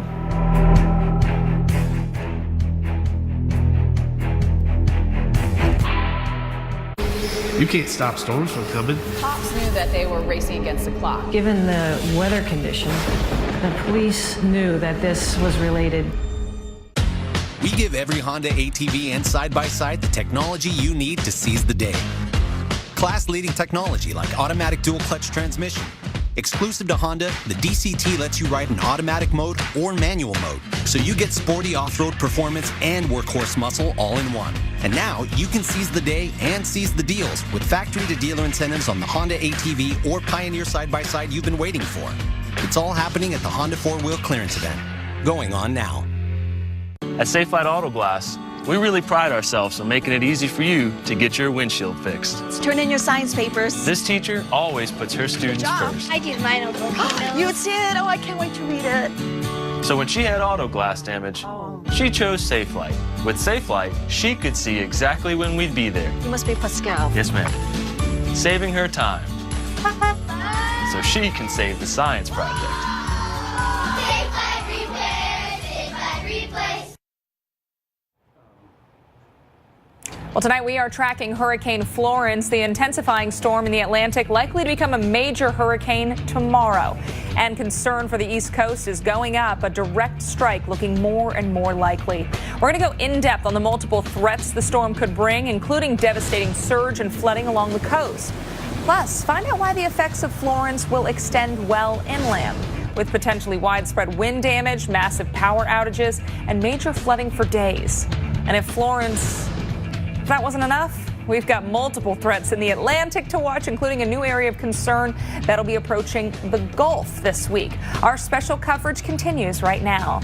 We welcome you into the Weather Channel. We are on with you tonight as we track Hurricane Florence. I'm meteorologist Alex Wilson. Joining me tonight is our hurricane expert, Dr. Rick Knapp. We'll check in with him in just a moment, but I want to give you the very latest information. And by the way, we are anticipating a new update within the hour from the National Hurricane Center. This information coming to us as of the 5 o'clock Eastern advisory. Winds at 85 miles an hour. So Florence, once again, a hurricane moving to the west, pressure 975 millibars. As we move forward in time, though, that westward motion will remain, but the strength will go up in the coming days, and we could be looking at a major hurricane tomorrow and as it makes its way closer to the U.S. East Coast. So, Dr. Knapp, we're talking about how this one is giving us the luxury of time. We've been watching it well away from land. We know it's coming, or we've got a really good shot at it coming. So at this point, we're getting all those messages that now's the time to prepare, and we've got the time to do it. Yeah, and you know what, though? It's still going to be really important to reiterate some of the key things that we know right now because, for example, some research by social scientists has shown us that people pay a lot more attention to something that's, say, already a Category 4 that's forecast to come ashore than, say, like this, a Cat 1 that's forecast to strengthen to become a Category 4. And I want to try to do everything we can to break through that and help you to realize that just because it's Category 1 now doesn't make it less of a threat. It is highly confident among the hurricane specialists at the Hurricane Center with all the models, and I'll show you those in a few minutes, that it is going to significantly strengthen to a major hurricane, maybe as strong as Category 4, for example, coming ashore in a few days. So we got to focus on where it's going and what it's forecast to be. Right now, moving west at 7 miles an hour, it's going to be speeding up because the high-pressure ridge to its north is going to be strengthening, and that's going to be the steering mechanism. And you can already start to see the beginnings of that ridging pattern taking shape. Here's the east coast of the U.S. Here is Florence, and look at the jet stream winds way up to the north. There's no dip in the jet stream here. It's the opposite. We're starting to see the beginnings of ridging forming over the northwest Atlantic, as the models have been saying. And also, talk about ridge, talk about high pressure. The upper level high pressure is starting to take shape over Florence quite clearly with the fanning out of the cirrus clouds. That's the upper level high pressure. And then, of course, inside the hurricane at low levels, we've got low pressure, and it's trying to form an eye. Eventually it will. It's a matter of time. This is the beginnings of the eye feature. And as it heads toward warmer and warmer water, and that weak wind shear takes over. This is a pattern in the atmosphere with strong high pressure at all levels to its north for rapid intensification. And that's what the Hurricane Center is forecasting. Major hurricane pretty much the whole way across, and high confidence of an east coast of the U.S. landfall. And I'll show you that ridging. Here is in the red colors, just a couple days from now, how strong that ridge is going to be over the western Atlantic. There's just no doubt about that. That's coming. And that's what's going to steer the hurricane toward us. And then ridging starts to strengthen over the Great Lakes. And so that is what starts to get in the way of continued motion to the west-northwest. And then it starts to slow down as it gets to the coast. And you can see we get to next weekend, and something of Florence is still hanging around in the eastern United States. Sure would like a trough to come get rid of this thing, but that's just not going to happen. Slow motion here on the last two forecast points before landfall. So how much time do we have to get ready before whatever is coming our way gets here? We timed this relative to the arrival of winds of tropical storm force. And the earliest reasonable time that those are expected to arrive would be Wednesday evening along the southeast and mid-Atlantic coast. So that means you got 3 days to get ready. So just a few key things you can be thinking about supplies-wise as you go shopping. Maybe some things you haven't thought of. If you get a generator, I saw a lot of people buying those today. Operate it safely, outdoors, away from windows. A lot of people get wiped out. Entire families get wiped out by carbon monoxide poisoning. It seems in every hurricane. Don't be that person. Go to the ATM, get cash ahead of time. Power outages, the ATMs, the credit cards don't work. You're going to need cash. Gas up the car ahead of time for the same reason, power outages. Back up your computer. All your data, get it stored off-site somewhere in case something happens in your home, a flood or whatever. Get a propane grill with a side burner maybe, an extra tank. If you can do that, you have the resources to do it. You'll be a popular person in your neighborhood, and you'll be eating hot food even during a power outage. And what about solar-powered USB chargers? We all depend so heavily, Alex, on our mobile devices. And in a power outage, the sun comes out after the hurricane, can power things up for you. Yeah, and you know you don't want to be dealing with a stir-crazy family because everybody's cell phone has died and now everybody's run out of activities. Preps, they're already underway long ahead of Florence along the East Coast. South Carolina Governor Henry McMaster declared a state of emergency. That's going to enable the state agencies to coordinate resources as Florence strengthens in the days ahead. Florence is forecast to be a dangerous major hurricane near the southeast coast by late next week. Generators have also been flying off the shelves at home improvement stores over the weekend ahead of the storm. Those stores are hoping to get in more supplies throughout the coming days before Florence is forecast to hit. Want to take a look at what we know right now ahead of Hurricane Florence. Not just South Carolina, but also the governors of North Carolina and Virginia have declared states of emergency. South Carolina activated 800 National Guardsmen to provide response to Florence. A voluntary evacuation will begin for UNC Wilmington students, and Charleston, the College of Charleston, remains open and on schedule for Monday classes. One thing that we are fairly certain is that this storm will continue to intensify as it moves off to the west. And Dr. You've been pointing it out because all the models are in agreement about that. Yeah, now we don't just take the models as black boxes. We understand why they're forecasting this, and I'll show you why in a little bit. But when they all agree on pretty substantial strengthening in a short amount of time frame to major hurricane, got to take notice. I mean, this is not the forecasters thinking it's going to intensify. This is having high confidence that it's going to intensify. And why does it go back down? That's just because of landfall. Right. It's just going to run out of warm water. There's plenty of fuel out there. And there's also a pattern in the atmosphere that's very concerning. The solid white lines are low level, high pressure near the ocean surface. The traveling white lines are the upper level wind. So what I want to show you is when we get to about Wednesday, as it's approaching the coast, you have high pressure at the surface off to its north and east. but you also have high pressure in the upper levels, and that is causing the winds at upper levels to blow at basically the same direction and speed as the low-level winds. There's just no wind shear. South of a deep layer ridge is the kind of a pattern that past hurricanes like Andrew have rapidly intensified in. And then we got the really, really warm water. Look at that Gulf Stream, last shot of fuel before landfall. Yeah, it could be a best-case scenario for strengthening and unfortunately a bad scenario for anyone along the coast. Much more of our special coverage after this. What might seem like a small cough can be a big bad problem for your grandchildren. Babies too young to be vaccinated against whooping cough are the most at risk for severe illness. Help prevent this. Talk to your doctor or pharmacist today about getting vaccinated against whooping cough. At the dinner table, nobody talks about football. I like to teach them there's more important things in life. My name is Ted Ginn. I eat Stouffer's lasagna, and I hunger to coach athletes into men. Stouffer's, what are you hungry for? Experience a blend of refined craftsmanship and raw power, engineered to take the crown. The Lexus LS500 and LS500H. Experience amazing at your Lexus dealer. Geico has over 75 years of great savings and service. With such a long history, it's easy to trust Geico. Thank you, Todd. It's not just easy, it's being a master of hypnotism easy. Hey, I got your text. Sleep. Doug, when I snap my fingers, you're gonna clean my gutters. Ooh, I should clean your gutters. Great idea. It's not just easy, it's Geico easy. Todd, you will go make me a frittata.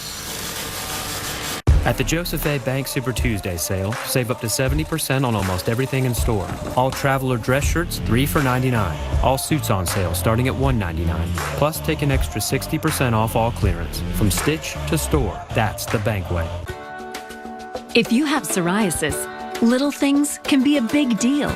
That's why there's Otezla. Otezla is not a cream. It's a pill that treats moderate to severe plaque psoriasis differently. With Otezla, 75% clear skin is achievable. Don't use if you're allergic to Otezla. It may cause severe diarrhea, nausea, or vomiting.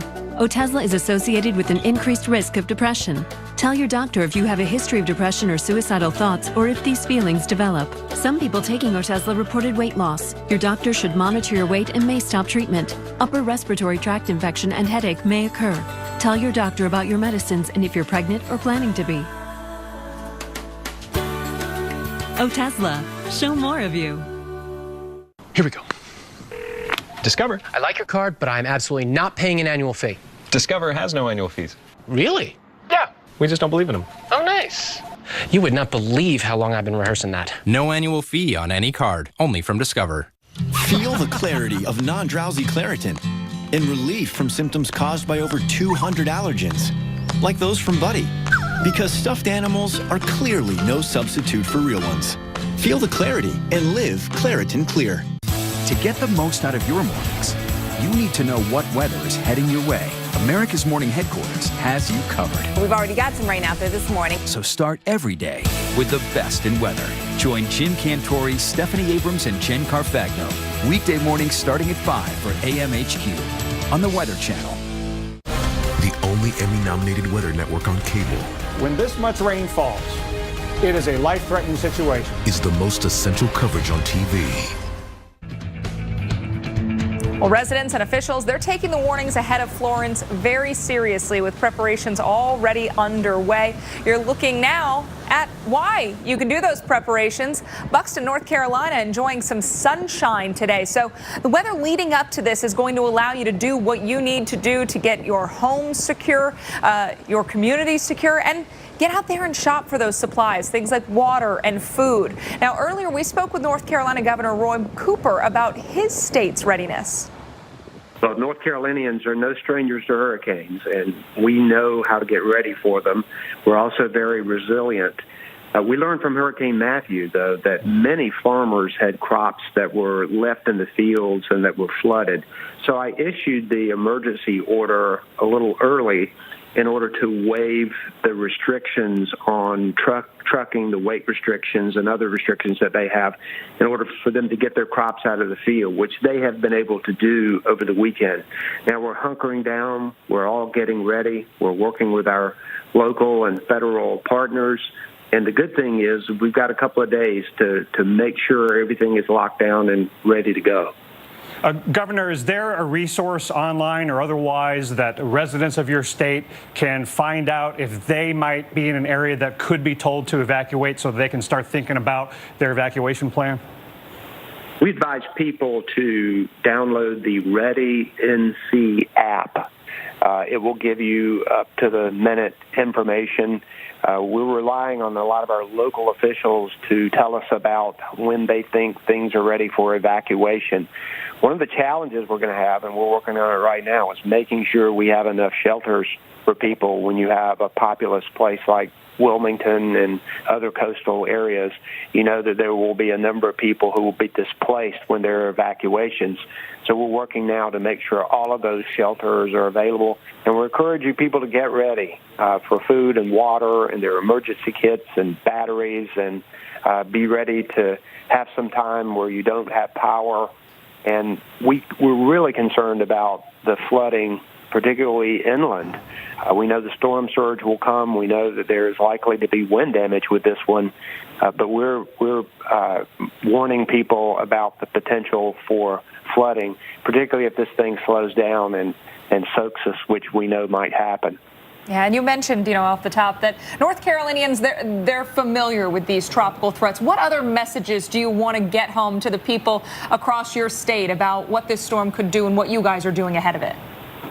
Well, we know that this storm is particularly intense, and we know that coastal North Carolinians have gone through nor'easters and hurricanes and other tropical storms, but this one may be tougher than others regarding the high winds that we might experience. So I'm encouraging residents, don't take anything for granted. Make sure you heed evacuation orders when they are given, and make sure that you and your family are ready. If you have pets, make sure that you have a plan for them. If you have parents and grandparents you're concerned about, make sure that they have a plan, that you have your evacuation plan. And we want to just make sure that our people are ready for this and that people are safe. We do not want to lose lives. And this is a storm where potentially there could be life loss, if particularly people aren't careful and if they don't heed the warnings. All right, that again, Governor Roy Cooper from North Carolina. And the Atlantic has come to life as we track a train of tropical activity.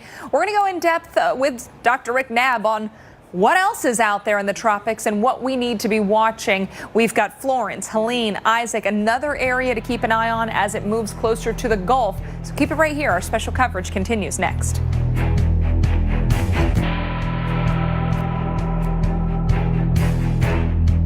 So it was last Sunday. I was watching the game, painting Gracie's nails, team colors. And I was like, Gracie Jane, we need to turn this footballing up a skosh.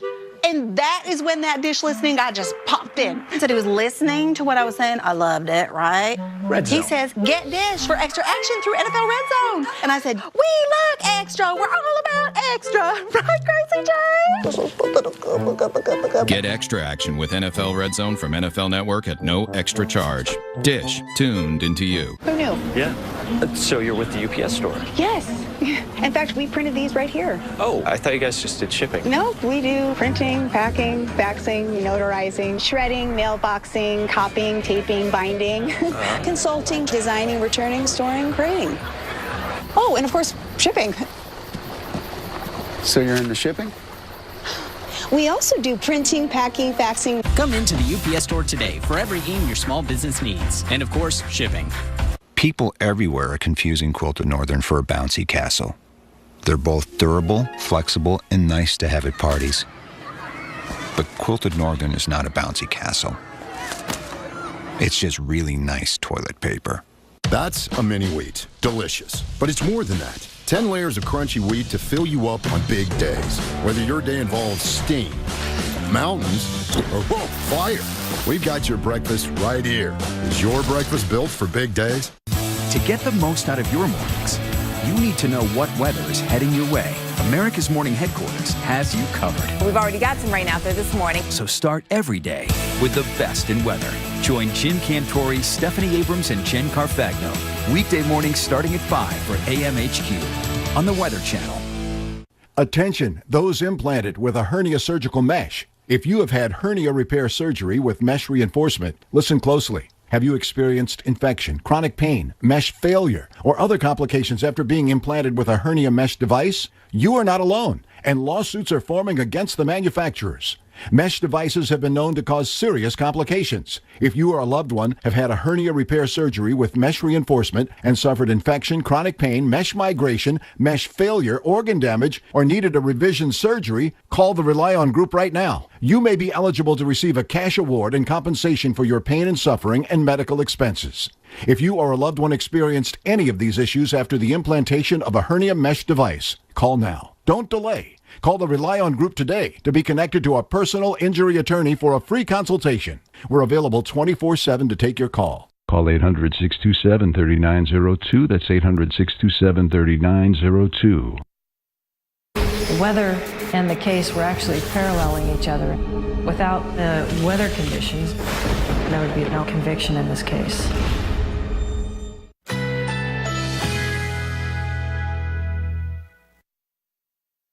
Currently in our area, 66 degrees under clear skies.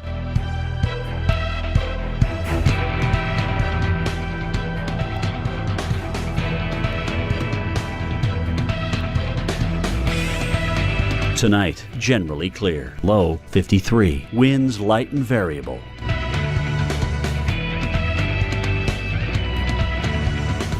Monday, sunny skies. High 80. Winds south-southeast at 5 to 10 miles per hour. Monday night, a mostly clear sky. Low 57. Winds light and variable. Here's our 7-day outlook.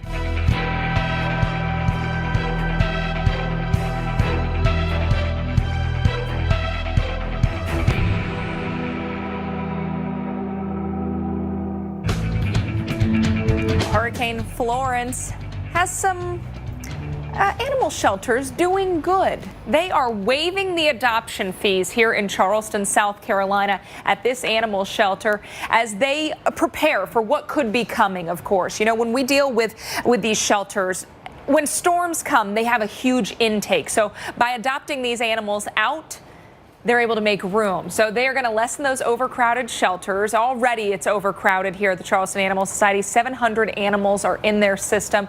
They want to make sure those animals have permanent homes before the dangers of the hurricanes arrive, and also so that shelter has space to be able to take in animals who may be displaced or separated from their family. So if you're looking for somebody to add to the family, a four-legged friend, I believe that's, I don't know if our producers can tell me if that's Charleston Animal or Charleston Humane Society, but it is correct. Charleston Humane Society waiving fees. So get out there, maybe get one of those cute little kitties or pups, and hey, name her Florence.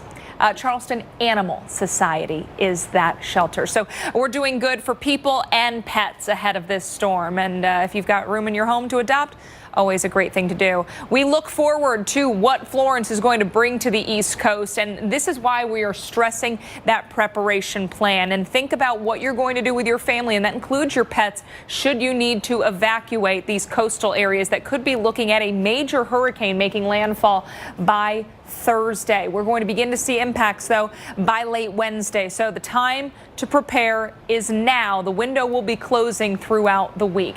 Dr. Knapp, Florence is obviously the headliner here, but we've got a lot of other activity happening in the Atlantic. Wow, do we ever. This is quite a confluence of events where we could have 2, maybe 3 land affecting or even land falling tropical storms or hurricanes in the next few days, affecting both U.S. and international folks. So this is going to be quite a week.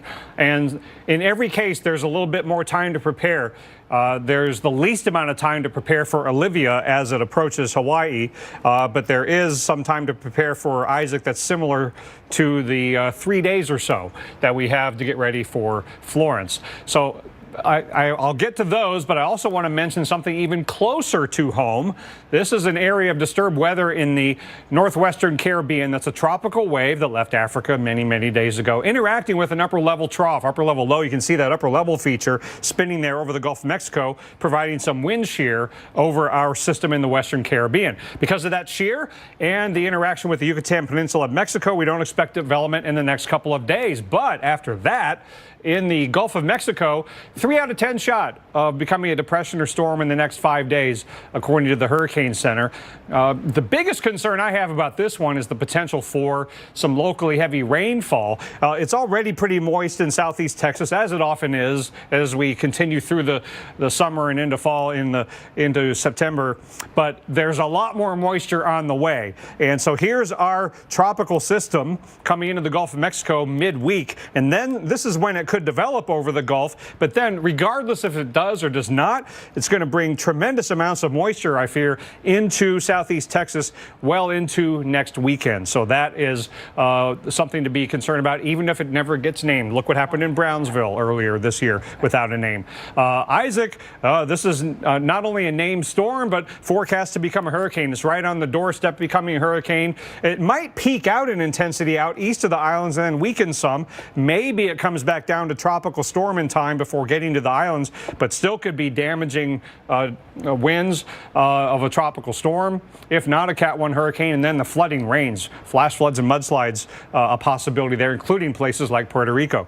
Hurricane Helene is out farther east and is going to be taking a right-hand turn, so this is not a concern for the Caribbean. Hopefully it's never a concern for anybody else except for the shipping that can get out of the way, but we'll keep track of that because Florence hung a left and started to threaten land again. And then here's Olivia in the Pacific Ocean, and this is headed toward warmer water, and right after that, confident it's going to go right over the Hawaiian Islands. Maybe not as a hurricane, but a tropical storm in Hawaii, Alex, with flooding rains. This could affect a lot more people even compared to Lane. Yeah, we could be looking at a more significant wind threat there on the island, so power outages once again could come into play. Well, still to come now, if you live on the East Coast, now's the time to prepare. We're going to break down where Florence could cause potentially disastrous impacts on the coast and inland, and why everyone from Georgia to the Northeast needs to have their hurricane plan in place. Fact is, every insurance company hopes you drive safely. But Allstate actually helps you drive safely with DriveWise. It lets you know when you go too fast and brake too hard, with feedback to help you drive safer, giving you the power to actually lower your cost. Unfortunately, you can't do anything about that. Now that you know the truth, are you in good hands? Jardiance asked, when it comes to managing your type 2 diabetes, what matters to you? Got A1C, heart, diet, and exercise. Slide them up or slide them down. So let's see. For most of you, it's lower A1C, but only a few of you are thinking about your heart. Fact is, even though it helps to manage A1C, type 2 diabetes still increases your risk of a fatal heart attack or stroke. Jardiance is the only type 2 diabetes pill with a life-saving cardiovascular benefit for adults who have type 2 diabetes and heart disease, significantly reducing the risk of dying from a cardiovascular event and lowering A1C, along with diet and exercise. This really changes things. Jardiance can cause serious side effects, including dehydration. This may cause you to feel dizzy, faint, or lightheaded, or weak upon standing. Ketoacidosis is a serious side effect that may be fatal. Symptoms include nausea, vomiting, stomach pain, tiredness, and trouble breathing. Stop taking Jardiance and call your doctor right away if you have symptoms of ketoacidosis or an allergic reaction. Symptoms of an allergic reaction include rash, swelling, and difficulty breathing or swallowing. Do not take Jardiance if you are on dialysis or have severe kidney problems. Other side effects are sudden kidney problems, genital yeast infections, increased bad cholesterol, and urinary tract infections, which may be serious. Taking Jardiance with a sulfonylurea or insulin may cause low blood sugar. Tell your doctor about all the medicines you take and if you have any medical conditions. Ask your doctor about Jardiance and get to the heart of what matters. At the Joseph A. Bank Super Tuesday sale, save up to 70% on almost everything in store. All traveler dress shirts, 3 for $99. All suits on sale, starting at $199. Plus, take an extra 60% off all clearance. From Stitch to store, that's the bank way. Lower carbs. Lower calories. Higher expectations. The light beer you've been waiting for has arrived. Corona Premier.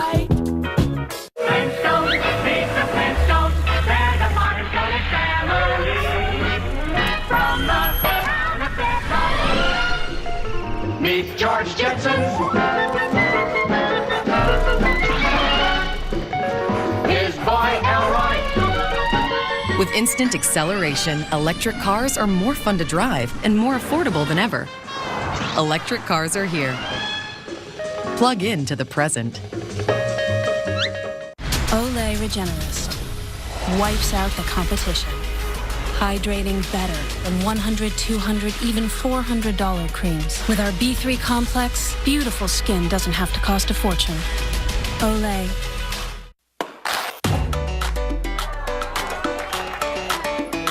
Nothing beats the comforts of home. Introducing new Scott Comfort Plus. It's 3 times stronger for unbeatable comfort. It's how Scott Comfort Plus families keep life rolling. To get the most out of your mornings, you need to know what weather is heading your way. America's Morning Headquarters has you covered. We've already got some rain out there this morning. So start every day with the best in weather. Join Jim Cantori, Stephanie Abrams, and Jen Carfagno. Weekday mornings starting at 5 for AMHQ on the Weather Channel. Florence is forecast to be a dangerous major hurricane near the southeast coast by late next week. There's the potential for this to be a full state event and not just a coastal county event.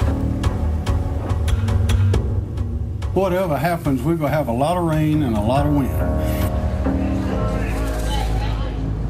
Well, welcome back to the Weather Channel special coverage of Hurricane Florence. Want to get you the very latest information on this storm poised to affect the United States as we head into the second half of the coming week. Get you the very latest information as of the 5 o'clock advisory. By the way, we'll get a new advisory at 11 o'clock Eastern, so that'll be coming down shortly. 5 o'clock advisory had winds at 85 miles an hour, 975 millibar pressure, moving west 7 miles per hour. The westward motion will continue, but the strength will increase as we watch this storm move over the coming days. And it's becoming more and more likely that we are going to be looking at a U.S. landfall out of this storm. Now, Dr. Knapp, you mentioned you don't anticipate too much of a change with the new advisory, but you've been seeing some signs that this thing could be strengthening already. Yeah, I would not be surprised at all if they up the estimated maximum sustained winds on this next advisory when it comes out within the next half hour or so, because of how it continues to look more organized on satellite imagery. We'll zoom in here in just a sec. Here is the east coast of the U.S. Here's Cuba and Hispaniola and Puerto Rico. And here is Florence, looking very, very healthy, even though it's not a major hurricane yet. One sign of its health is the upper level outflow, upper level high pressure rotating clockwise. And you can see the fanning out of the cirrus clouds. That's a sign that it's breathing and it's ventilating and not being sheared, because the outflow is extending in every direction. And then when we zoom in a little bit more on the water vapor here, start to see the eye starting to form. That's what it looks like to me. It's hard to tell for sure if that's going to stick, because it's only in the last few images, and we don't have a recent microwave image that I've been able to find. We'll keep looking, but then we switch over to the conventional infrared imagery. Just the colder the cloud tops in the reds and the dark colors there, that's the taller thunderstorm tops. But in the light blue and in the white, that's the low-level clouds, and you're starting to be able to see the beginnings of what looks to be an eye and an eye wall. And even in the previous aircraft reconnaissance flight, on their onboard radar, they were able to see a partial eye wall. So there's been at least a part of an eye wall forming for quite some time. But when you start to see it from the infrared from space, then you really know it's off to the races. So I would not be shocked at all if the winds are designated to be higher than the 85 miles an hour on the previous advisory. And after all, why would we be surprised when they're forecasting so much strengthening in this environment of weak wind shear and increasingly warm water? There's just so much fuel ahead. It's like a gas station at every exit, and it's going to stop and fill up every time. And along the way, when it zooms back out on the interstate, it ramps up some more. So this is going to be maybe some periods of rapid intensification at some point along the way, and a major hurricane approaching the east coast of the U.S. In just over 3 days is when the center circulation would probably come ashore, but winds might arrive perhaps as early as degrees Wednesday night. It's coming our way because of this high pressure ridge, but it is going to slow down as that ridging just dominates the eastern U.S. and no trough is there to pick it up and take it out of here. So, Alex, I am concerned about this slow motion that you see starting on days 4 and 5. And with each new cone that comes out, it's going to get shorter and shorter and shorter because that slow motion is a likely occurrence. Yeah, and you know, we talk about what could happen here along the coast. You mentioned some vulnerable cities there. We could be looking at coastal flooding. We could be looking at storm surge flooding, danger in the water in terms of rip currents and rough surf. So there's going to be a lot of immediate threats right along the coast. Yeah, and all of those water hazards, especially when it comes to storm surge, do require some advance notice that the weather is going to be coming downhill, because the emergency managers are going to call for evacuations here as time goes on for people vulnerable in coastal areas to storm surge. And they're always looking at this very important parameter, the time of arrival of winds of tropical storm force, because they got to get everybody out of those evacuation zones that they call before the tropical storm force winds arrive, because then it's too dangerous for people to be out on the roads. So well in advance of Wednesday evening, I think we'll see some evacuations called, and that's why you need to get on it tonight to find out if you live in an evacuation zone, because it could be any time now that your local emergency manager calls on you to evacuate. And the main reason for evacuation is storm surge.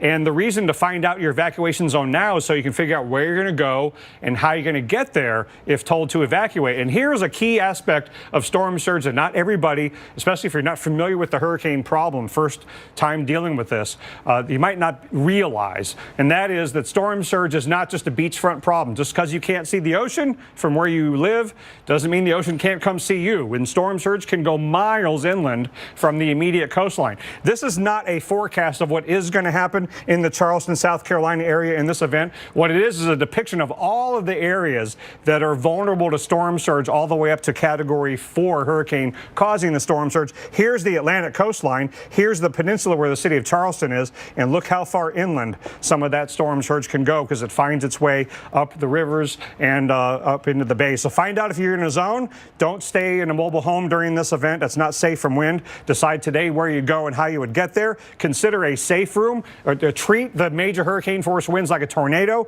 And maybe, Alex, people can serve as someone's inland evacuation destination if they live in a strong home and not in a flood prone area, because we're also going to have the inland flood issue. If you're in a home very vulnerable to inland flood, maybe you might need to be considering what you're going to do if flooding happens. Yeah, now's the time to communicate with friends, with family, with friends of friends, and have that plan going so that maybe you can reach out, have somebody stay with you, or you could find a safe spot to go as well. Yeah, can you imagine the discomfort calling to try to find out where you're going to stay on the day you're evacuating? Take care of that tonight. Anxiety, the pressure goes up. It becomes much more stressful as the window closes. So yeah, do it now while you still have time to, seek backups should you need to.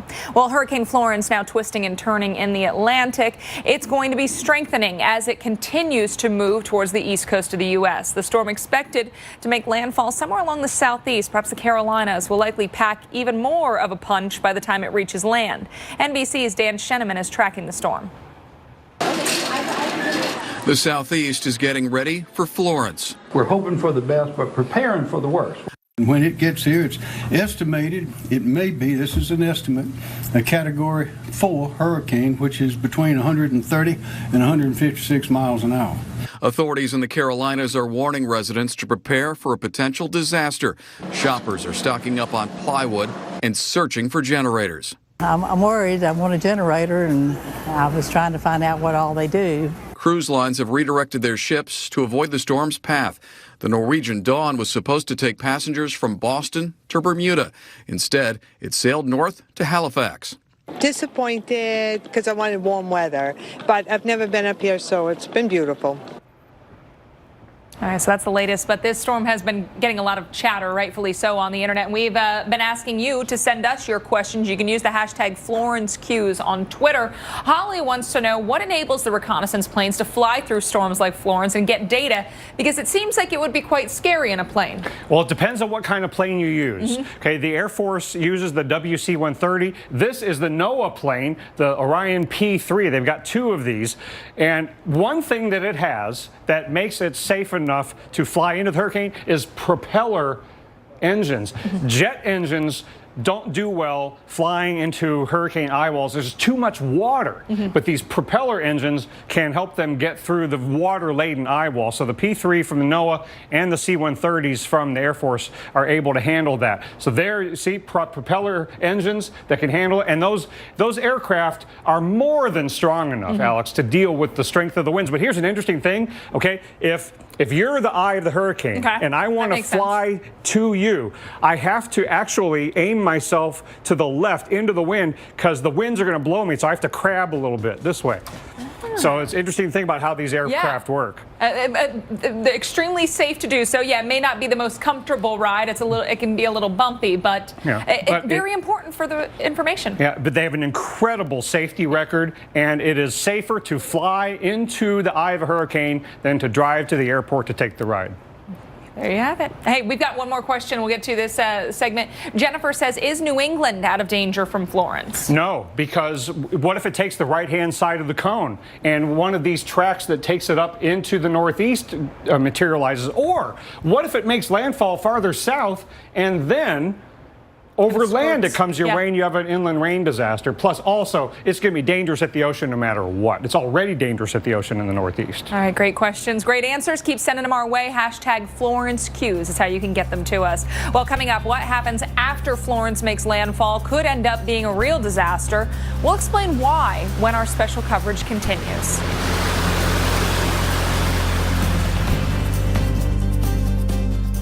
Daily Dollar deals are here at Long John Silver's, where you can get a different deal every day. Like sliders, Baja fish tacos, and popcorn shrimp. Popcorn chicken, crab cakes, and sweets. All for just $1 each. Only at Long John Silver's. People everywhere are confusing quilted northern for robes. They're both cushiony, comforting, and add elegance to your home. But quilted northern is not a robe. It's just really nice toilet paper. You wouldn't accept an incomplete job from anyone else. Why accept it from your allergy pills? Flonase Sensimist relieves all your worst symptoms, including nasal congestion, which most pills don't. And all from a gentle mist you can barely feel. Flonase Sensimist.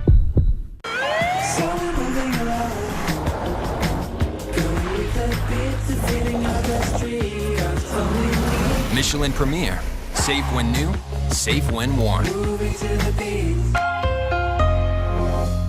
If you have moderate to severe plaque psoriasis or psoriatic arthritis, little things can be a big deal.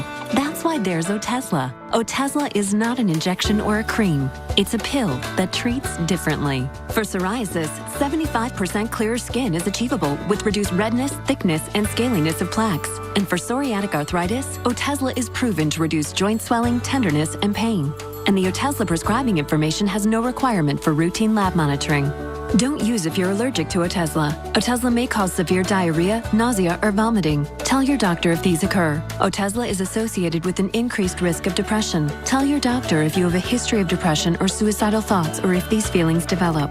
Some people taking Otezla reported weight loss. Your doctor should monitor your weight and may stop treatment. Other side effects include upper respiratory tract infection and headache. Tell your doctor about all the medicines you take and if you're pregnant or planning to be. Otezla, show more of you.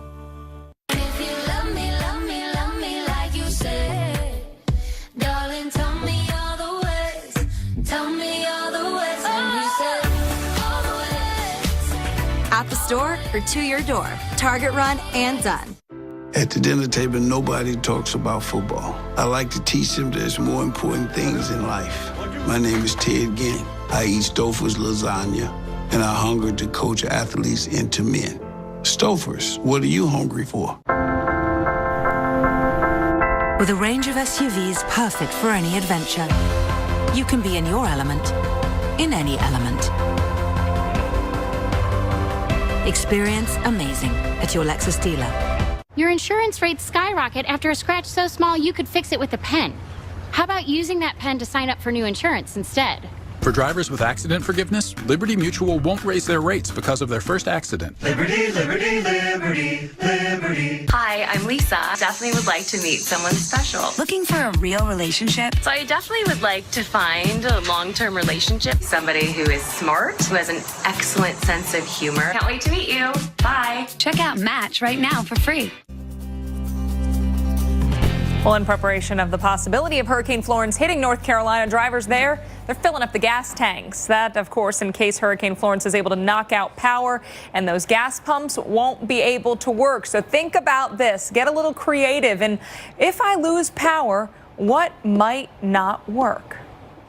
Just in case I might have to make a quick getaway, I got a full tank of gas and I'm ready.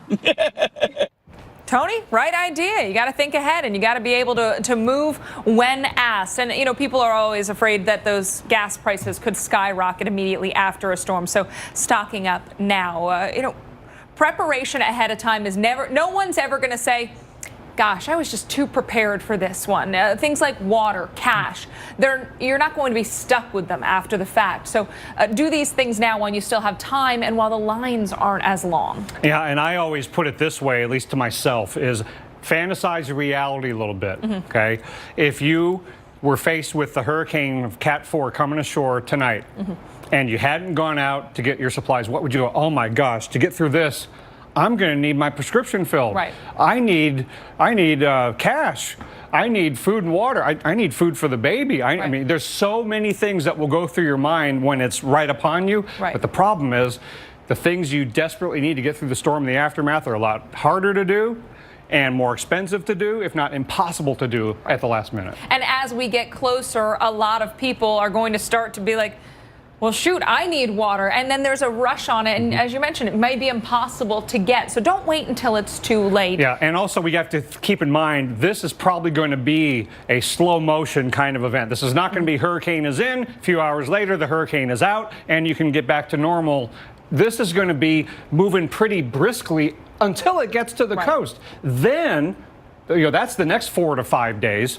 But then the following 5 days, look at all these tracks from the European ensemble that don't move very much. It's going to be moving very slowly. So that means a long duration of winds and rain and storm surge at the coast. But it also is just the beginning of what could be a long duration wind and heavy rainfall and flood event inland. Yeah, this is not one that's going to go away. You know, a lot of people on social media are saying, could we be looking at another Harvey? And it may not be, well, none of them are going to be the same, but we've got a lot of saturated areas. So we've got kind of a different scenario here in terms of a slow-moving storm moving over communities that have seen a lot of rain. Places like Galax, Virginia, down there in the southwest part of the state, flooding already today.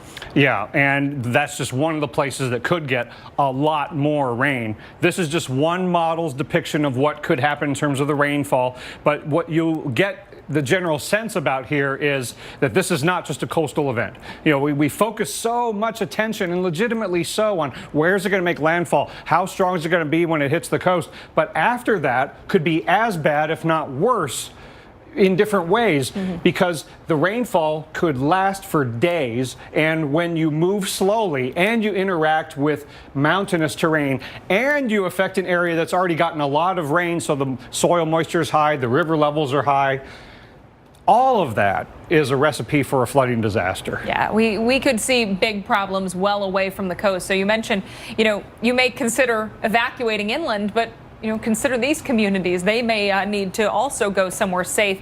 GFS model paints a different scenario. So still a lot of disagreement and still not a lot of certainty on where that heavy rain will fall. Yeah, forecasting rainfall in a hurricane landfall event is track dependent. And so the GFS model, the main run of it goes farther east, and it concentrates the rainfall in eastern North Carolina. So what we're saying here is these are just a couple possibilities, but everywhere from, I'd say, Georgia and eastern Tennessee, north and eastward, throughout the mid-Atlantic and into parts of the Northeast, any of you could end up with a rainfall-induced flooding disaster out of this, depending upon exactly where it goes and how slow and who gets the heaviest rain bands. So we all have to deal with that inland flood risk. Yeah, we've been setting the stage for the past few weeks, past few months across places like Virginia, Maryland, Pennsylvania. They've been soaked. Yeah, we worried about this July and August rain event leading to a September hurricane landfall. Now we got to deal with that reality and the potential for big time flooding. All right, Dr. Nab, thanks. And Florence, not the only game in town. We're going to break down the other threats in the Atlantic and, of course, awaiting the next advisory from the National Hurricane Center coming in any minute.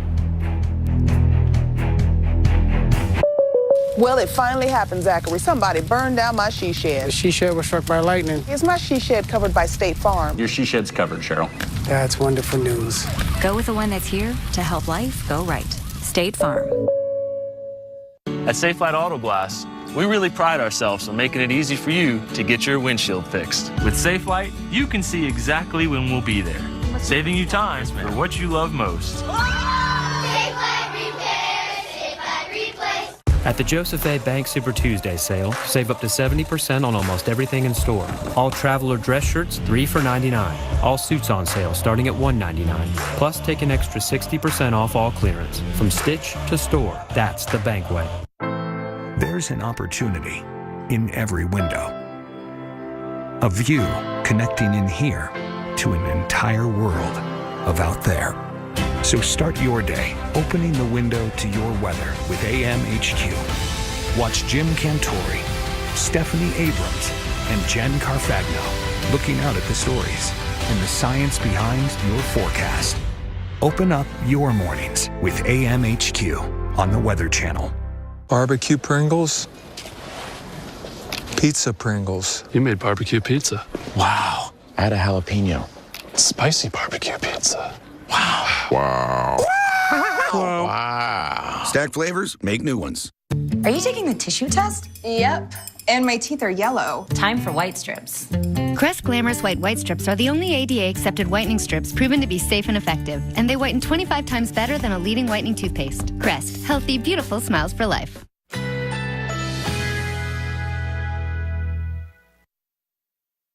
Currently in our area, 64 degrees under clear skies.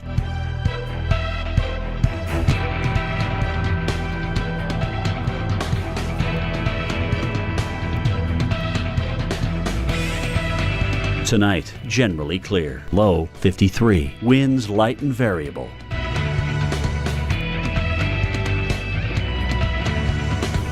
Monday, sunny skies. High 80. Winds south-southeast at 5 to 10 miles per hour.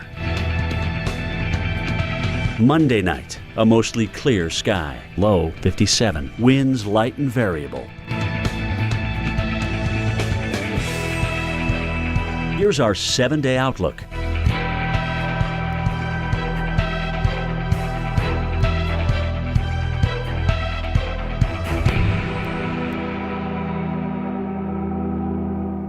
Attention, those implanted with a hernia surgical mesh. If you have had hernia repair surgery with mesh reinforcement, listen closely. Have you experienced infection, chronic pain, mesh failure, or other complications after being implanted with a hernia mesh device? You are not alone, and lawsuits are forming against the manufacturers. Mesh devices have been known to cause serious complications. If you or a loved one have had a hernia repair surgery with mesh reinforcement and suffered infection, chronic pain, mesh migration, mesh failure, organ damage, or needed a revision surgery, call the Rely On Group right now. You may be eligible to receive a cash award and compensation for your pain and suffering and medical expenses. If you or a loved one experienced any of these issues after the implantation of a hernia mesh device, call now. Don't delay. Call the Rely On Group today to be connected to a personal injury attorney for a free consultation. We're available 24/7 to take your call. Call 800-627-3902. That's 800-627-3902. Hurricane Florence continues to strengthen. The 11 p.m. Eastern Time advisory from the National Hurricane Center is out, and the maximum sustained winds in Florence are now up to 90 miles per hour. That's still a Category 1 hurricane, but it's not going to stay Category 1 for long. It is forecast to rapidly strengthen to a major hurricane by tomorrow night. And we'll show you on the close-up satellite how it's starting to look like an eye is trying to really take shape and begin that anticipated rapid intensification process. There's not a Hurricane Hunter aircraft out there this evening. They'll start flying it more often in the next couple of days, but estimated by satellite certainly appears to be strengthening. The motion is still westward at only 7 miles an hour, but that will speed up as the ridge to its north really gets a hold of it and steers it westward and west-northwestward. Let me show you the new forecast track and intensity. Not a significant change compared to the previous advisory. The cone goes in just about the same spot that it did before, and the intensification is along the same lines as it was before, peaking out at Category 4 and remaining at that intensity all the way up until the presumed landfall. Now, we'll always throw in the possibility of some ups and downs in the intensity along the way over the next 3 days plus, because major hurricanes can go through internal structural changes. There could be all kinds of things that make this intensity forecast not exactly right. In fact, remember that Category 5 is only a few miles an hour above 150. So is it possible that this reaches Category 5 strength somewhere along the way? Yes, that's possible. Is it possible that it comes ashore either a little stronger or a little weaker than 140 miles an hour? Yes, and it may or may not be exactly Thursday night, 8 p.m. Eastern time that the landfall occurs. But the overall sense of things is pretty much the same. And look at the end of that cone again. It is still showing it hitting the brakes as it reaches the coast. And you might be asking, why does it go from 140 miles an hour Thursday evening down all the way to 65 miles an hour on Friday evening? Well, that's assuming a perfect forecast and assuming that it is over land pretty much that entire 24-hour period, and the winds would come down pretty quickly when the hurricane leaves the coast. But if it hangs out just offshore or right on the coast, the weakening might not be that fast. So this is all very track dependent, okay? Now, we've been showing this plot for quite a while here to help you understand the uncertainty within the next 4 to 5 days and to show you what could happen beyond 5 days. And we cannot rule out a landfall somewhere all the way from the Georgia coastline up through the Chesapeake and the Delmarva area, because the systems don't always stay within the cone. And then the other issue is that cone that I just showed you goes out to 5 days. But the next 5 days after that, going into early next week, most of the ensemble members of the European model have this still near or over the eastern U.S. This could be a slow-moving inland rainfall disaster. Just can't mince words on that. Could really be a significant rainfall event. The anticipated arrival time of winds of Tropical Storm 4 still generally in the Wednesday evening time frame. Maybe they'll come in a little later than that, maybe not, but you want to be ready by the time you finish dinner on Wednesday, basically, so that as you go to bed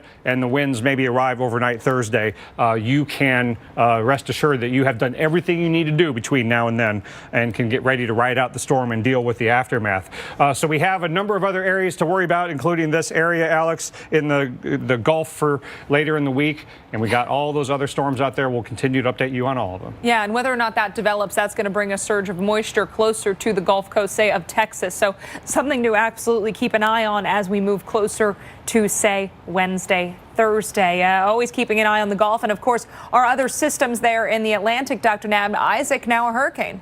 Yeah, advisories coming in fast and furious here. I mean, can you imagine? I've done it. Yeah, I was like, right? I think you can imagine it. How furiously the hurricane specialists at the Hurricane Center on the ops floor there are typing. Of course, they've got more than one person on shift, no doubt about it. But the advisories coming out one after the other here. Isaac's advisory has come out, and now it is a hurricane. Winds of 75 miles an hour estimated by satellite. It's moving west at 14, so starting to speed up a bit, starting to feel the effects of that high pressure ridge. Remember a couple days ago, it was essentially stationary, and then it was moving west kind of slowly. Now it's picking up the pace.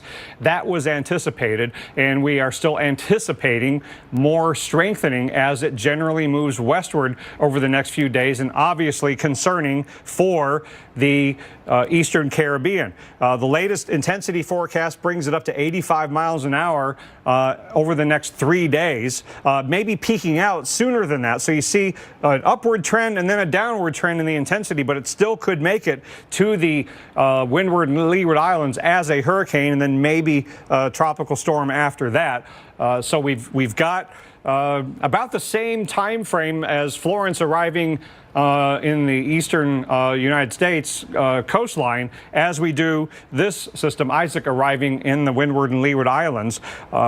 So you want to be ready certainly by Wednesday evening or so for the possibility of not only the winds of a Category 1 hurricane or a strong tropical storm, but also the significant risk of flash flooding and mudslides in the islands there. So we're still tracking also Hurricane Helene. Latest advisory on that one is in. Winds up to 85 miles an hour, Category 1, moving west-northwest at 13. So it's starting to make some headway away from the Cabo Verde Islands. And we still like this track a lot more than we like the track for Isaac, don't we? If you're in the Eastern Caribbean, you're happy to see this one taking that right-hand turn. Even though it's forecast to strengthen, maybe it'll even scrape major hurricane status before the conditions get less conducive as it goes farther north over cooler water. So that is the summary of the systems that are in the Atlantic. And then we've still got the Pacific to deal with. Here's the new advisory on Hurricane Olivia in the Eastern Pacific. These are advisories coming out from the Central Pacific Hurricane Center in Honolulu, because that's the other side of 140 degrees west. You see there, it's about 600 miles east-northeast of the Big Island. Still a hurricane. It's amazing how this one has been able to hold on to hurricane strength over relatively cool waters, but it's been this annular kind of hurricane, kind of a truck tire kind of thing that doesn't weaken as quickly over the cooler waters as other hurricanes might. And if you look at the forecast track, look how close it's getting to the warmer waters again, and it could reach Hawaii as a hurricane, but the exact forecast brings in as a tropical storm. I'm worried about wind damage, worried about power outages, and heavy rains, flash floods, and mudslides, and maybe not just the Big Island and Kauai this time. Yeah, there's a lot to watch this week on both sides of the continental U.S. Well, when we come back, much more on Florence and the increasing threat to the U.S. East Coast. We'll explain how each and every scenario is different. You can't stop storms from coming. Cops knew that they were racing against the clock. Given the weather conditions, the police knew that this was related. Your brain is an amazing thing, but as you get older, it naturally begins to change, causing a lack of sharpness or even trouble with recall. Thankfully, the breakthrough in Prevagen helps your brain and actually improves memory. The secret is an ingredient originally discovered in jellyfish. In clinical trials, Prevagen has been shown to improve short-term memory. Prevagen, healthier brain, better life. Does this map show the Peninsula Trail? You won't find that on a map. I'll take you there. Take this left. If you listen real hard, you can hear the whales.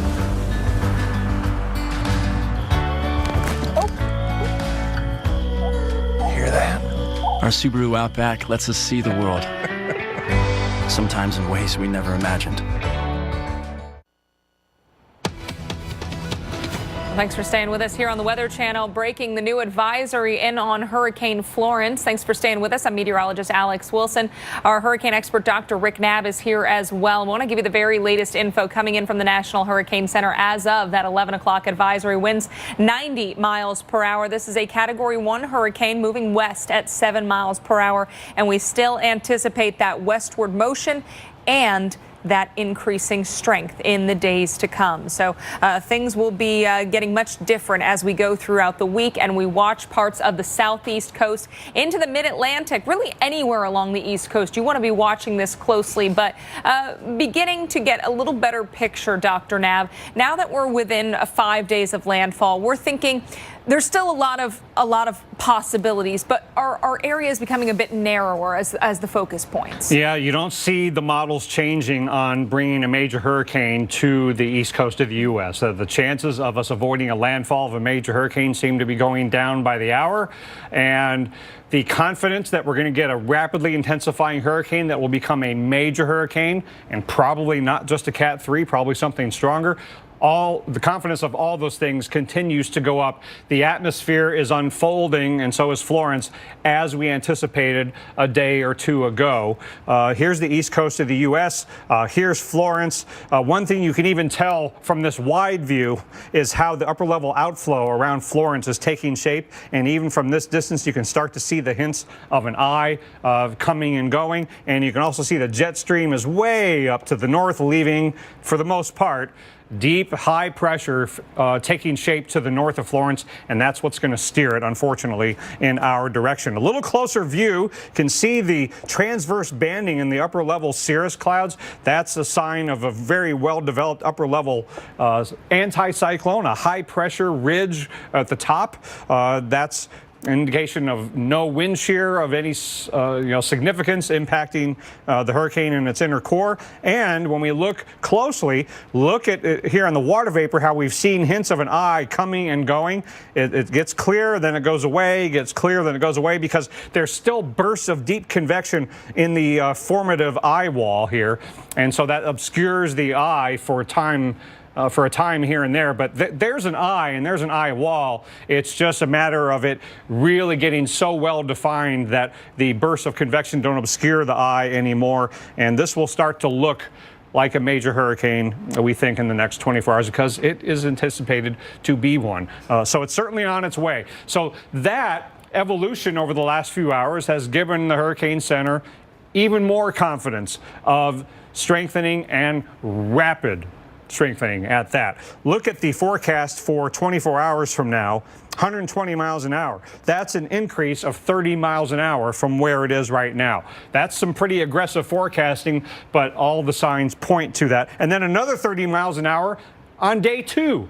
So we're dealing with, if this turns out to be anywhere near correct, and I can't quarrel with this forecast, there's no reason to think it isn't going to do it, given what the conditions are and what the models are saying.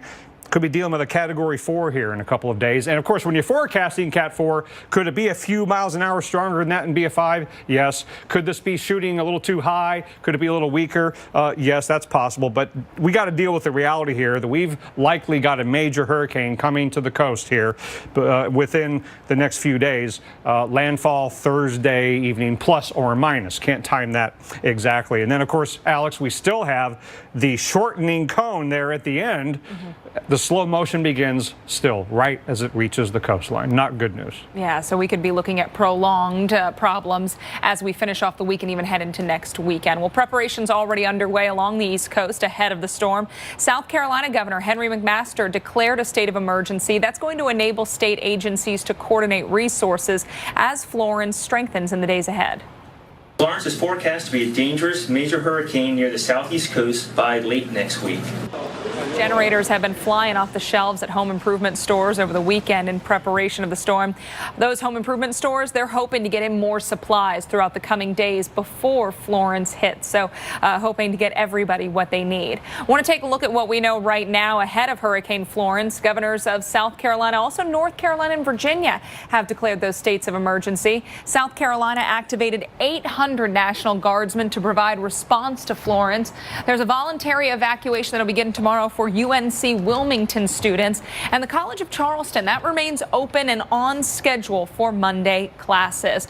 Dr. Knapp, want to take a closer look at the end part of this cone, though, because this is where things could really get problematic because it's really slowing down. You know, I haven't seen a forecast cone that looks this concerning in a long, long time, because there's so many reasons why it's not good news. Number one, of course, is the high confidence that the center circulation is going to be within or very close to this cone. Mm-hmm. So landfall or darn close to it is getting to be near certainty. Can't completely rule out a near miss, but that looks to be a very low probability event.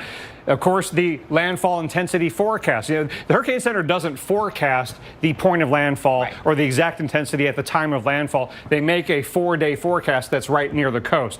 But when you've got 140 miles an hour in that forecast, that's concerning, obviously, because of the wind being dangerous, damaging, and potentially deadly, the storm surge that could produce, and all of the hazards that you deal with a major hurricane landfall. But then the other part about this cone that none of us should like is how slowly it starts moving as soon as it arrives on the coast. Yeah, and that means prolonged wind, prolonged rain. You've always pointed out, once a storm moves on shore, it doesn't automatically just fizzle out and become nothing. It's going to take some time to wind down, so we could be looking at a prolonged period of wind. We could be looking at an extended period of water. Yeah, at the coast and inland. The longer it lingers near the coast, the longer the storm surge and waves last, and then the longer it stays near and overland, the longer the rainfall goes on. And we've got some issues beyond that 5-day cone we'll talk about in a second. Now, what do the intensity models show? Are the humans out of their minds? No. The models that we rely on are all consistent in showing significant strengthening to a major hurricane, probably well above that Cat 3 minimum threshold. And then the only reason they go down is because of land. But like you said, Alex, they don't just disappear. It doesn't disappear at the coast. It just weakens to hurricane and then tropical storm. So this is going to be a wind issue inland, not just at the coast. I wanted to just explain what the atmosphere is doing to create this high confidence scenario. We got the warm waters. There's loads of fuel for this to tap into, but also when you get to, say, Wednesday, when it's approaching the southeast coast, you have high pressure at low levels situated to its north and northeast. But look at these traveling white lines that are the upper level pattern. It's high pressure aloft also. So the winds are all blowing from the same direction throughout the depth of the atmosphere, and that means weak wind shear. And we've seen past hurricanes like Andrew that sit south of a deep layer ridge, and that's just primed for a major hurricane. Yeah, this thing's going to have all opportunities to strengthen, and we think it'll do just that. And one shot of fuel in the Gulf Stream at the end, too. Yeah, unfortunately, a lot that's going in its favor to strengthen and not in our favor along the coast. Well, residents and officials, they're taking the warnings ahead of the storm seriously. They're already preparing. And coming up, we're going to tell you what emergency management officials are urging residents and visitors to do ahead of this potential landfall. Mommy, we made you Princess Toast! Oh! I have no idea what's in Princess Toast, but thanks to this USP seal, I know exactly what's in my Nature Made gummies. Nature Made has the first gummies verified by USP, a nonprofit organization that sets purity and potency standards. New Kleenex Germ Removal Wet Wipes, because it's about who we are. No matter if we are exploring this world or another world, with no harsh chemicals, so you can get a deep clean anytime, anywhere.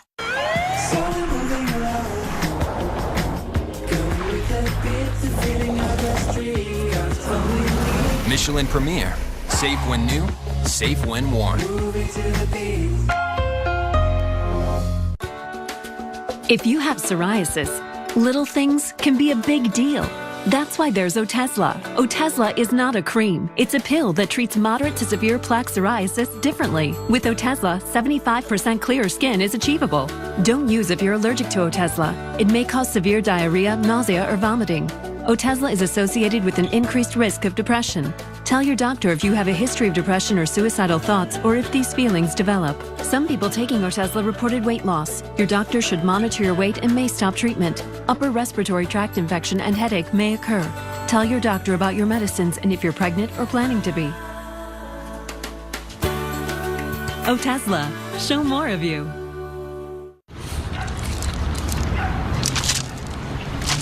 I can't believe it. That everything sticks to Stefan Diggs' hands? No, I can't believe how easy it was to save hundreds of dollars on the car insurance with Geico. Cool, huh? Yeah.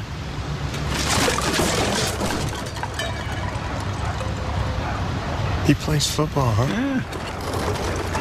Believe it, Geico could save you 15% or more on car insurance. Brad's about to find out if his dent can cope with a steak. Luckily for him, he uses Super Polygrip. It helps give him 65% more chewing power, leaving Brad to dig in and enjoy. Super Polygrip. Please allow me to introduce myself. I'm a man of wealth and taste. Pleased to meet you. Hope you guess my name. Come on, come on.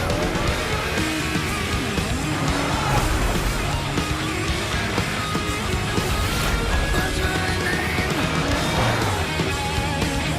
What's my name? What's my name? To get the most out of your mornings, you need to know what weather is heading your way. America's Morning Headquarters has you covered. We've already got some rain out there this morning. So start every day with the best in weather. Join Jim Cantori, Stephanie Abrams, and Jen Carfagno weekday mornings starting at 5 for AMHQ on the Weather Channel. The only Emmy-nominated weather network on cable. When this much rain falls, it is a life-threatening situation. Is the most essential coverage on TV. Well, pretty day at the beach in Buxton, North Carolina. There's definitely the calm before the storm. Use these quiet weather days as time to prepare ahead of what will be coming once Florence edges closer to the Carolina coastline. Now, earlier today, we spoke with North Carolina Governor Roy Cooper about his state's readiness. Well, North Carolinians are no strangers to hurricanes, and we know how to get ready for them. We're also very resilient. We learned from Hurricane Matthew, though, that many farmers had crops that were left in the fields and that were flooded. So I issued the emergency order a little early in order to waive the restrictions on trucking, the weight restrictions and other restrictions that they have in order for them to get their crops out of the field, which they have been able to do over the weekend. Now we're hunkering down. We're all getting ready. We're working with our local and federal partners. And the good thing is we've got a couple of days to make sure everything is locked down and ready to go. Governor, is there a resource online or otherwise that residents of your state can find out if they might be in an area that could be told to evacuate so they can start thinking about their evacuation plan? We advise people to download the Ready NC app. It will give you up-to-the-minute information. We're relying on a lot of our local officials to tell us about when they think things are ready for evacuation. One of the challenges we're going to have, and we're working on it right now, is making sure we have enough shelters for people when you have a populous place like Wilmington and other coastal areas. You know that there will be a number of people who will be displaced when there are evacuations. So we're working now to make sure all of those shelters are available. And we're encouraging people to get ready for food and water and their emergency kits and batteries, and be ready to have some time where you don't have power. And we're really concerned about the flooding, particularly inland. We know the storm surge will come. We know that there is likely to be wind damage with this one, but we're warning people about the potential for flooding, particularly if this thing slows down and soaks us, which we know might happen. Yeah, and you mentioned, off the top that North Carolinians, they're familiar with these tropical threats. What other messages do you want to get home to the people across your state about what this storm could do and what you guys are doing ahead of it? Well, we know that this storm is particularly intense, and we know that coastal North Carolinians have gone through nor'easters and hurricanes and other tropical storms, but this one may be tougher than others regarding the high winds that we might experience. So I'm encouraging residents, don't take anything for granted. Make sure you heed evacuation orders when they are given, and make sure that you and your family are ready. If you have pets, make sure that you have a plan for them. If you have parents and grandparents you're concerned about, make sure that they have a plan, that you have your evacuation plan. And we want to just make sure that our people are ready for this and that people are safe. We do not want to lose lives. And this is a storm where potentially there could be life loss, if particularly people aren't careful and if they don't heed the warnings.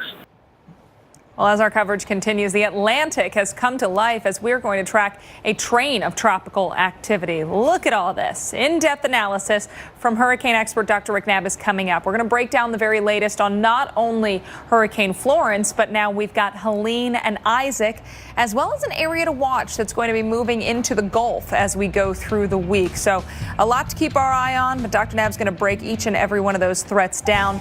Leave you with a look at this forecast track for Florence. Much more as our Weather Channel coverage continues after this break.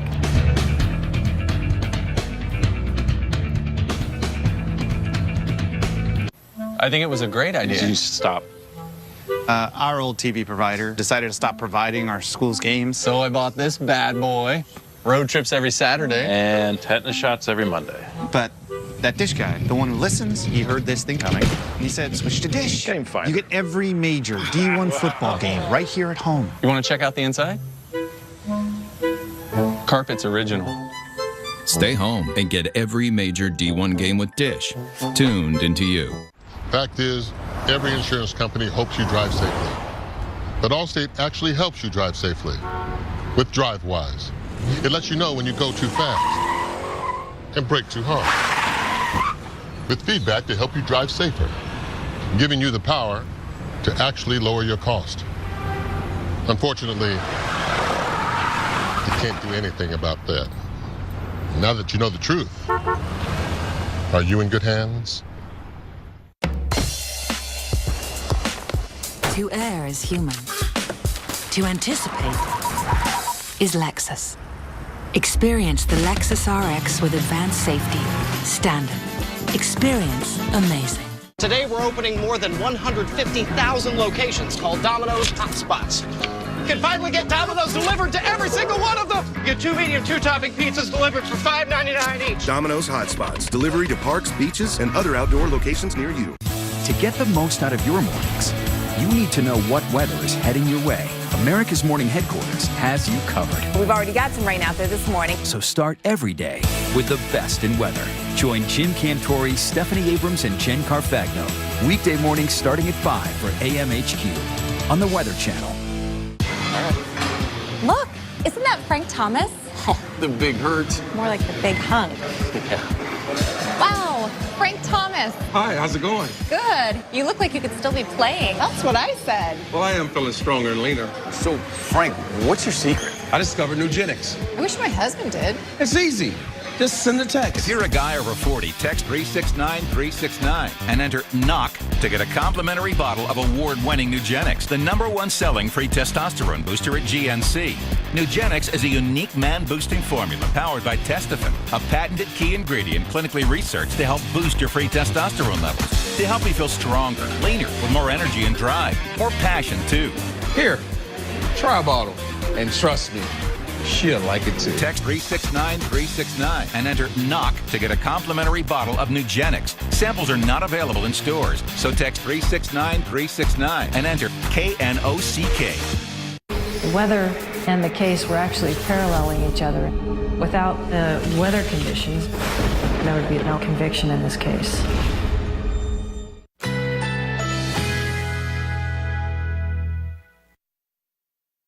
Currently in our area, 63 degrees under fair skies.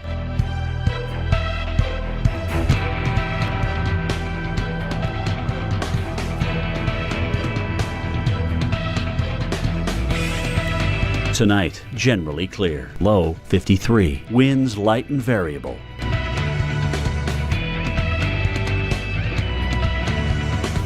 Monday, sunny skies. High 80. Winds south-southeast at 5 to 10 miles per hour. Monday night, a mostly clear sky. Low 57. Winds light and variable. Here's our 7-day outlook.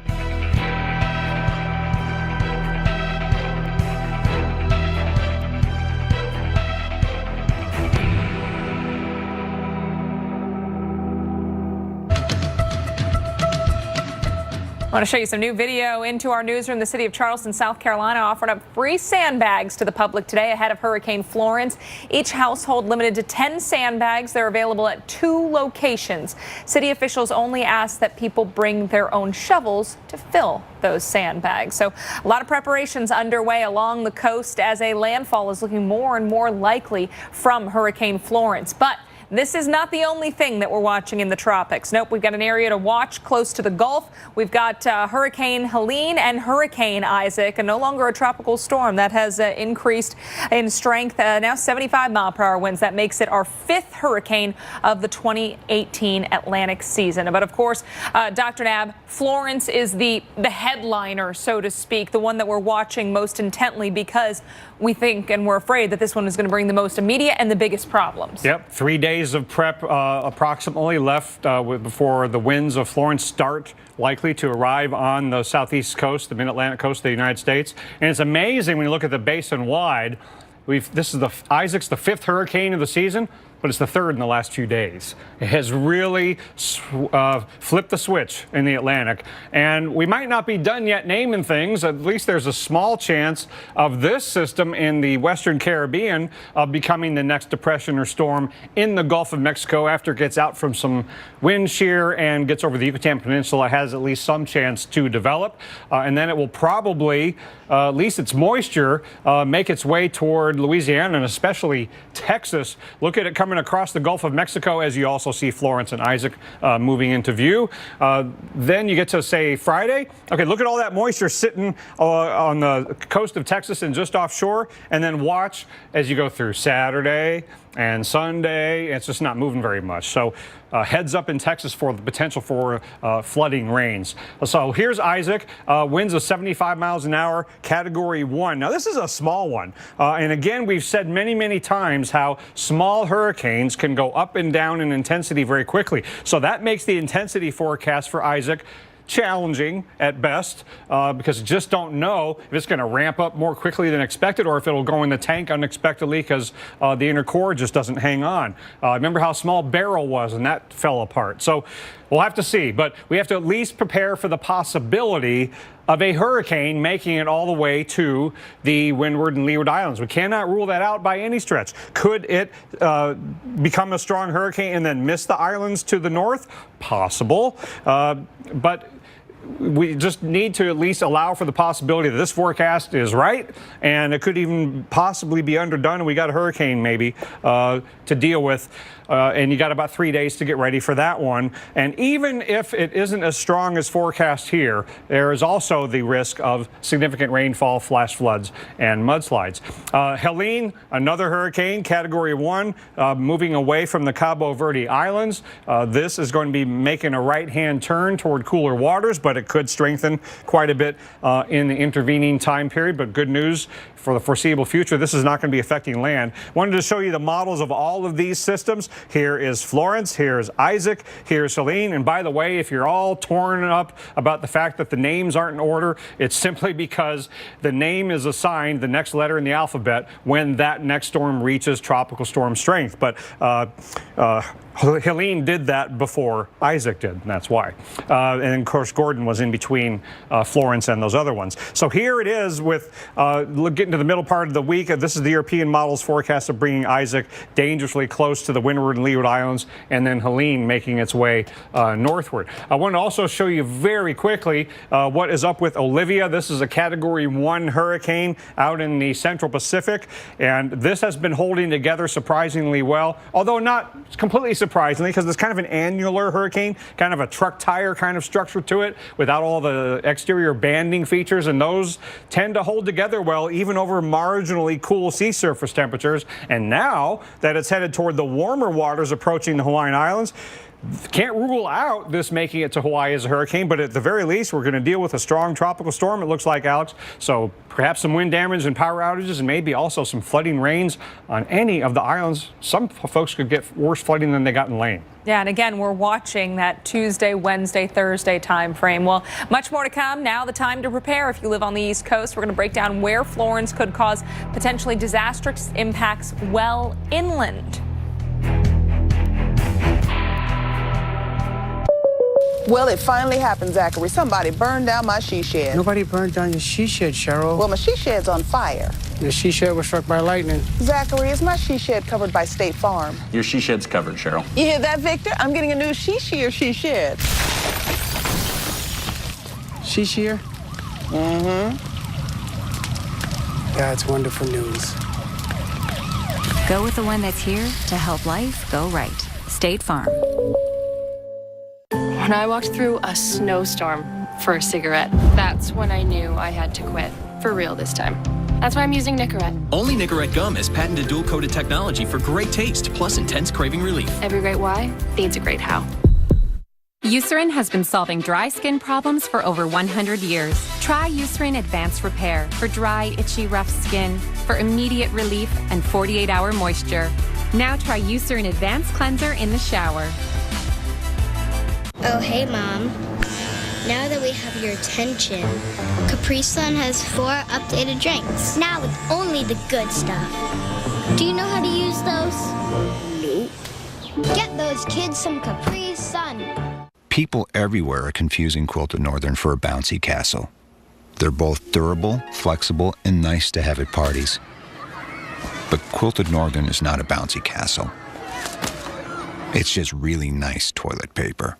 That's a mini wheat. Delicious. But it's more than that. 10 layers of crunchy wheat to fill you up on big days. Whether your day involves steam, mountains, or fire, we've got your breakfast right here. Is your breakfast built for big days? Here we go. Discover. I like your card, but I'm absolutely not paying an annual fee. Discover has no annual fees. Really? Yeah. We just don't believe in them. Oh, nice. You would not believe how long I've been rehearsing that. No annual fee on any card, only from Discover. If you have recurring constipation and belly pain, talk to your doctor and say yes to Linzess. Yes.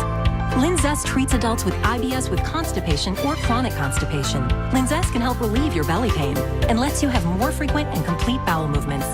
See if you're eligible to get 90 days for as little as $30. Do not give Linzess to children less than 6, and it should not be given to children 6 to less than 18. It may harm them. Do not take Linzess if you have a bowel blockage.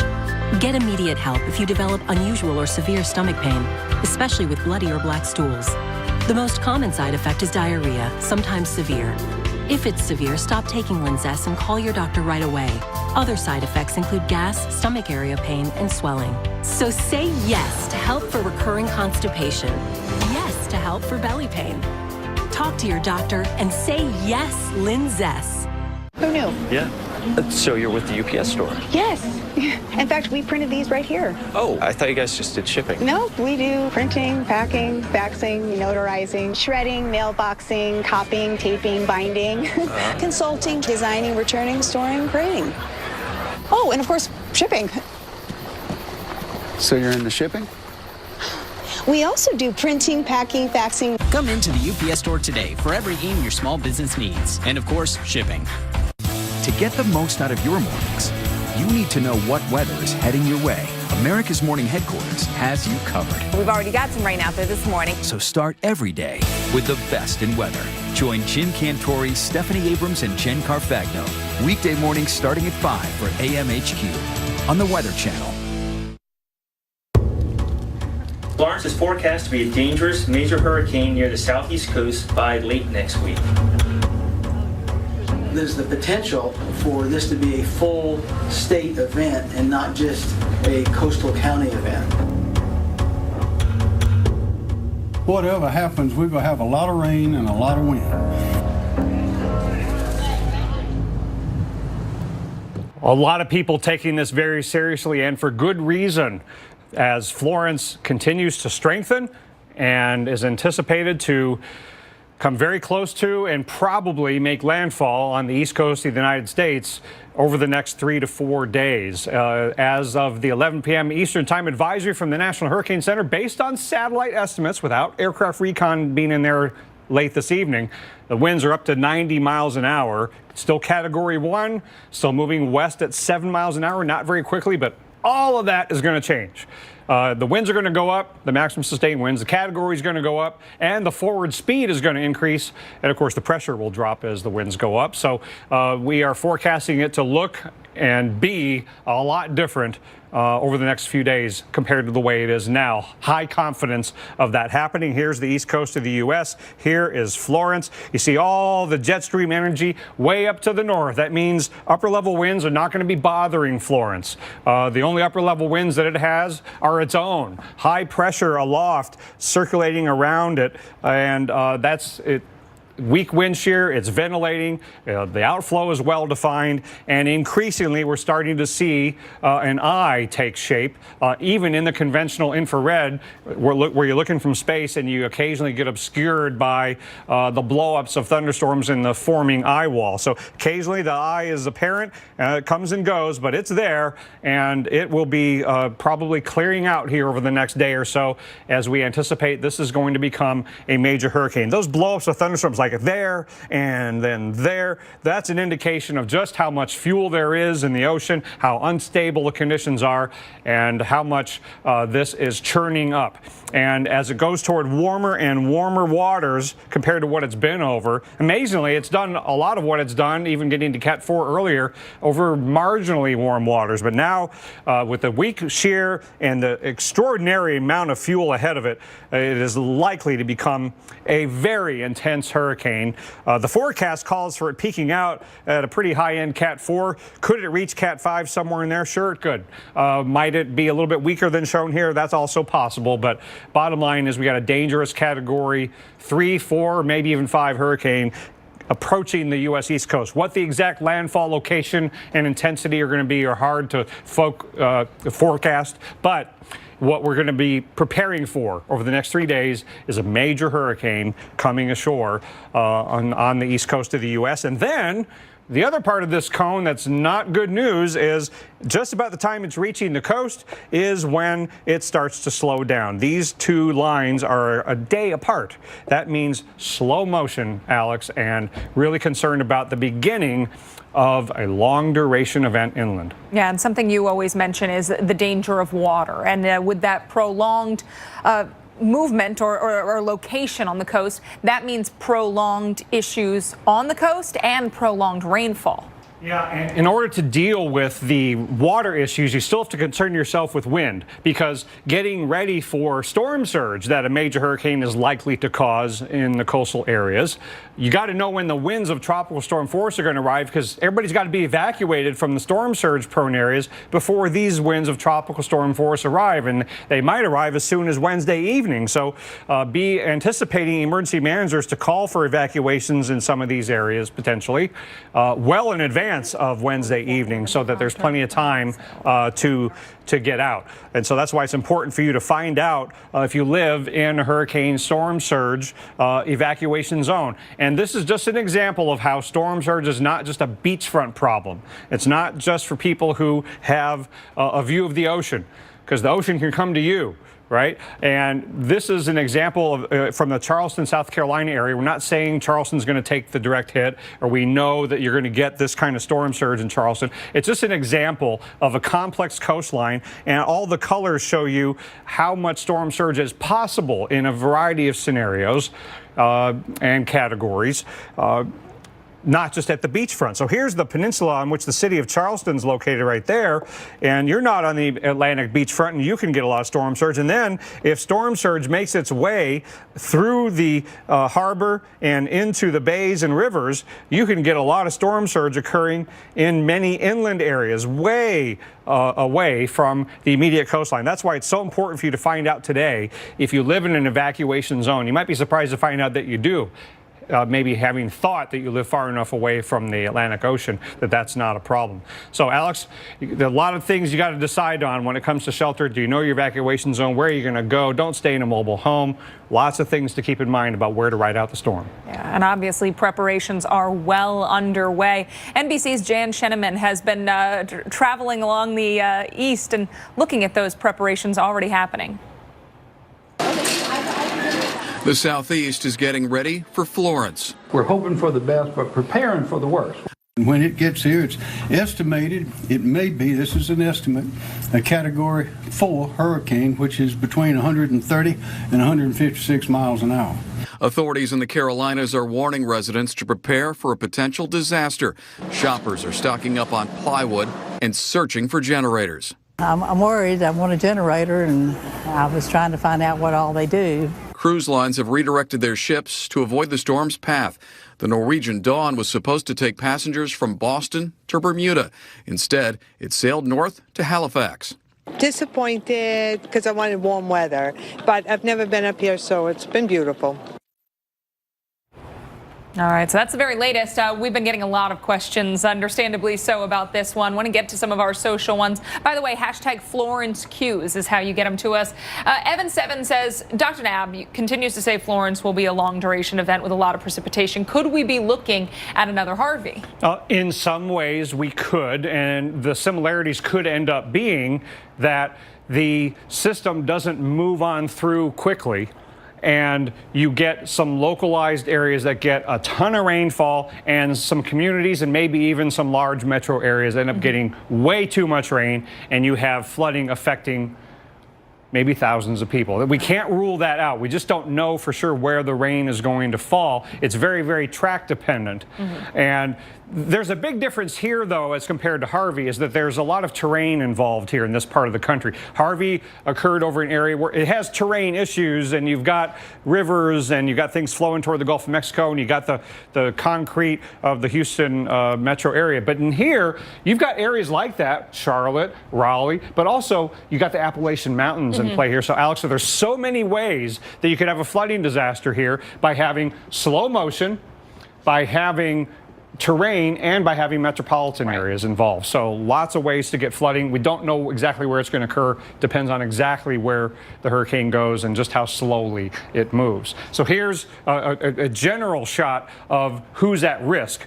Look at the huge area that's at risk for at least some moderate rainfall just through Saturday. And I can't guarantee you that Saturday's the end of it. It might not be gone by then. Right. And we've been talking about very saturated ground from Virginia up to Pennsylvania, and they could be seeing even more rain. Yeah, let's say you have light rain in Pennsylvania over a couple days. That still could be enough to cause flooding there. Right. Andy says, hi, I'm in the Bahamas right now. Should I be scared of Florence?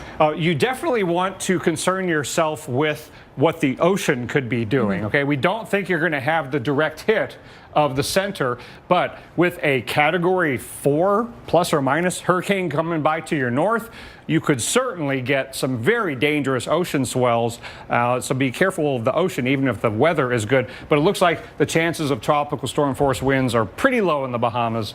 You're going to catch a break on this one. But if you are getting on a boat, leaving the Bahamas, don't go north. Right. Yeah. No, don't. There's going to be a lot of areas to watch, and that's why even those cruise ships are rerouting people. Let's get one more question in before we let you go for a break. The tropical systems behind Florence, could those hit the state of Florida like Hurricane Irma did last year? Certainly can't say the chance of that is zero. I mean, there's a lot of things that Isaac could do down the road. Just looking at the next 10 days of the European model ensemble, the good news here is that a lot of those tracks don't last 10 days. But the ones that do get into the Western Caribbean, after that, could it come north? Can't rule that out. So we have plenty of time in the United States mainland to watch Isaac, but in the next few days, the Eastern Caribbean could be seriously affected. All right, so you can't let your guard down anywhere. We've got a lot of storms to track in the coming week. And what happens, as we mentioned, after Florence makes landfall could end up being the real disaster. We're going to talk more about that inland flood threat as our Weather Channel special coverage continues.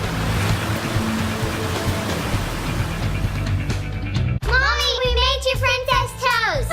Oh, I have no idea what's in Princess Toast, but thanks to this USP seal, I know exactly what's in my Nature Made gummies. Nature Made has the first gummies verified by USP, a nonprofit organization that sets purity and potency standards. More and more people are finding themselves in a Chevy for the first time. You can too during the Chevy Labor Day sales event. Now through September 10th, use Labor Day cash to get almost $5,000 below MSRP on this 2018 Equinox LT when you finance with GM Financial. This Labor Day, discover why Chevy is the most awarded and fastest growing brand the last 4 years overall. Find new roads at your local Chevy dealer. We give every Honda ATV and side-by-side the technology you need to seize the day. Class-leading technology like automatic dual-clutch transmission. Exclusive to Honda, the DCT lets you ride in automatic mode or manual mode, so you get sporty off-road performance and workhorse muscle all in one. And now you can seize the day and seize the deals with factory-to-dealer incentives on the Honda ATV or Pioneer side-by-side you've been waiting for. It's all happening at the Honda 4-Wheel Clearance event, going on now.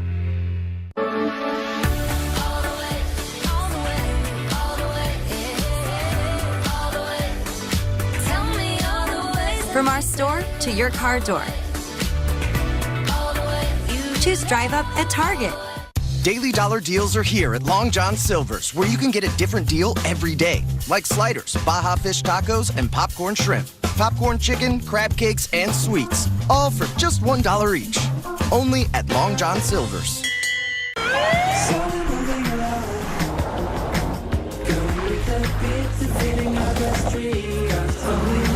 Michelin Premier. Safe when new, safe when worn. You lock what's valuable. Now you can lock what's most valuable. Your identity. Instantly lock your Experian credit file today. Lock yours now with Experian Identity Theft Protection at Experian.com/lock. Experience a blend of refined craftsmanship and raw power, engineered to take the crown.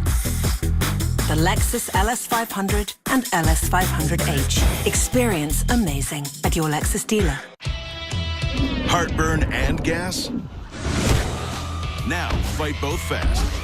New Tums Chewy Bites with gas relief. All-in-one relief of heartburn and gas. New Tums Chewy Bites with gas relief. Frisky's World. Smell that? Gravy. That's not gravy. That's extra gravy. Whoa. That's Frisky's extra gravy. Pate and chunky.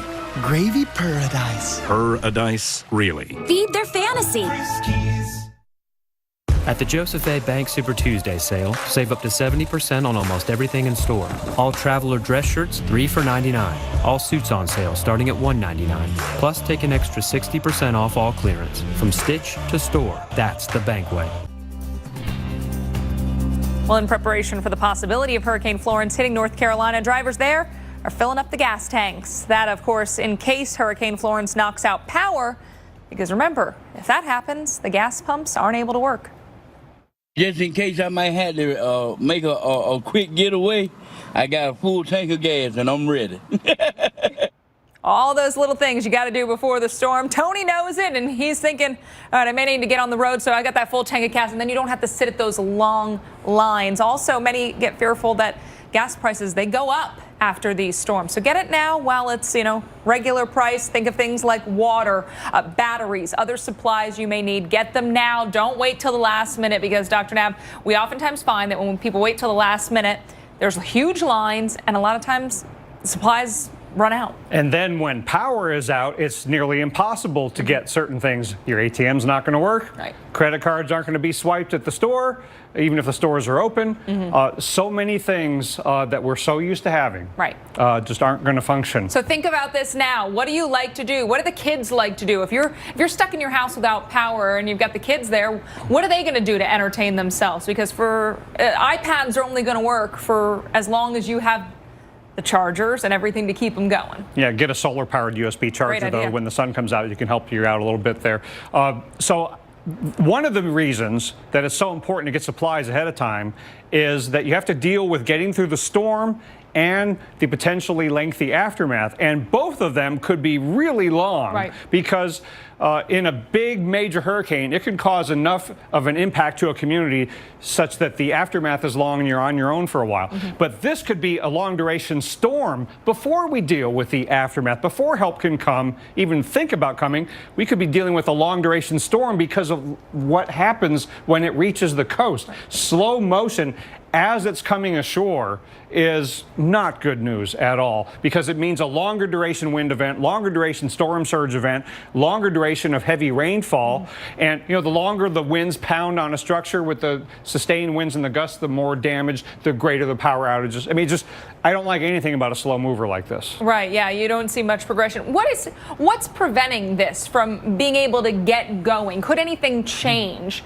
that would allow this to maybe move faster? Just don't see any trough. What you need is a big old trough to come through the middle of the country and get to the eastern U.S. and sweep this away. Just don't see that coming. That ridge that's building to bring it to us is going to be followed by a big ridge forming over the Great Lakes that's going to stop it from going any further, at least not very quickly. So that's why the next 3 days are so important. It's these 3 days where you can determine what your next week and a half are like. because this is when you can do the things to have the supplies you're going to need and to decide where you're going to ride out the storm. I mean, you could be riding it out for a long time. Right. And this is not just going to be a coastal event, and it's not just water, it's wind. Look how far inland winds of tropical storm force could extend. This is the area that could experience power outages due to the strong wind. So that's not just a coastal issue. And we could even get hurricane force winds inland. Hurricane just doesn't go poof when it hits the coastline. Absolutely. And, you know, wind versus water. A lot of people have an idea of which one they think is more dangerous in a landfalling hurricane, but meteorologist Carl Parker has the answer, and it may surprise you. When it comes to tropical systems, most people think of the wind first. Even look at the categories. The Saffir-Simpson scale is based on wind. But that's not the true measure of the strength of a storm and the number of fatalities it can cause. Roughly 90% of all deaths from a tropical cyclone are caused by water. These are the results of a study that looked at all Atlantic Basin systems that impacted the U.S. from 1963 to 2012. When you break it down further, storm surge is responsible for 49% of the deaths. Rainfall and flooding, 27%. In all, 1 out of every 5 or 6 Atlantic Basin cyclones caused loss of life. And in the 50 years of the study, about 2,500 people were killed. So heed the warnings from emergency managers when you are asked to evacuate, and have a plan. And coming up, Florence, not the only game in town. We're going to break down multiple threats in the Atlantic, a new area of concern in the Gulf, and what's happening in the Pacific as well. Dr. Nav has a full plate. He'll break it all down for you when we come back.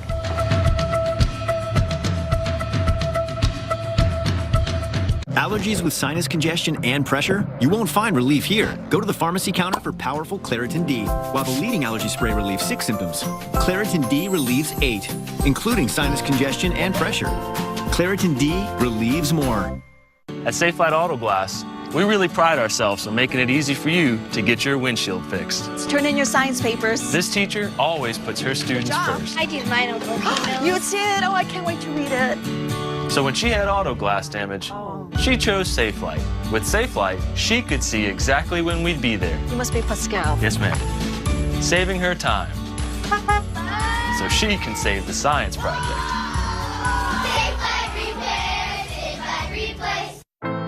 There's an opportunity in every window. A view connecting in here to an entire world of out there. So start your day opening the window to your weather with AMHQ. Watch Jim Cantori, Stephanie Abrams, and Jen Carfagno looking out at the stories and the science behind your forecast. Open up your mornings with AMHQ on the Weather Channel. The fact is, there are over 9,600 roads named Park in the U.S. It's America's most popular street name. But all state agents know that's where the similarity stops. If you're on Park Street in Reno, Nevada, the high winds of the Washoe Zephyr could damage your sighting. And that's very different than living on Park Avenue in Sheboygan, Wisconsin, where ice dams could cause water damage. But no matter what park you live on, one of 10,000 local Allstate agents knows yours. Now that you know the truth, are you in good hands?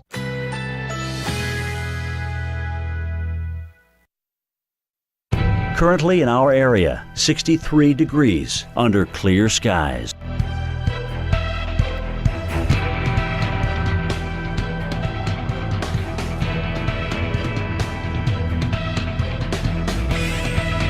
Tonight, generally clear. Low 53. Winds light and variable.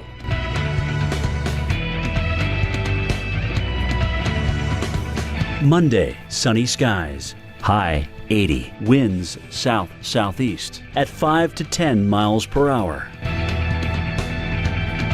Monday night, a mostly clear sky. Low 57. Winds light and variable. Here's our 7-day outlook.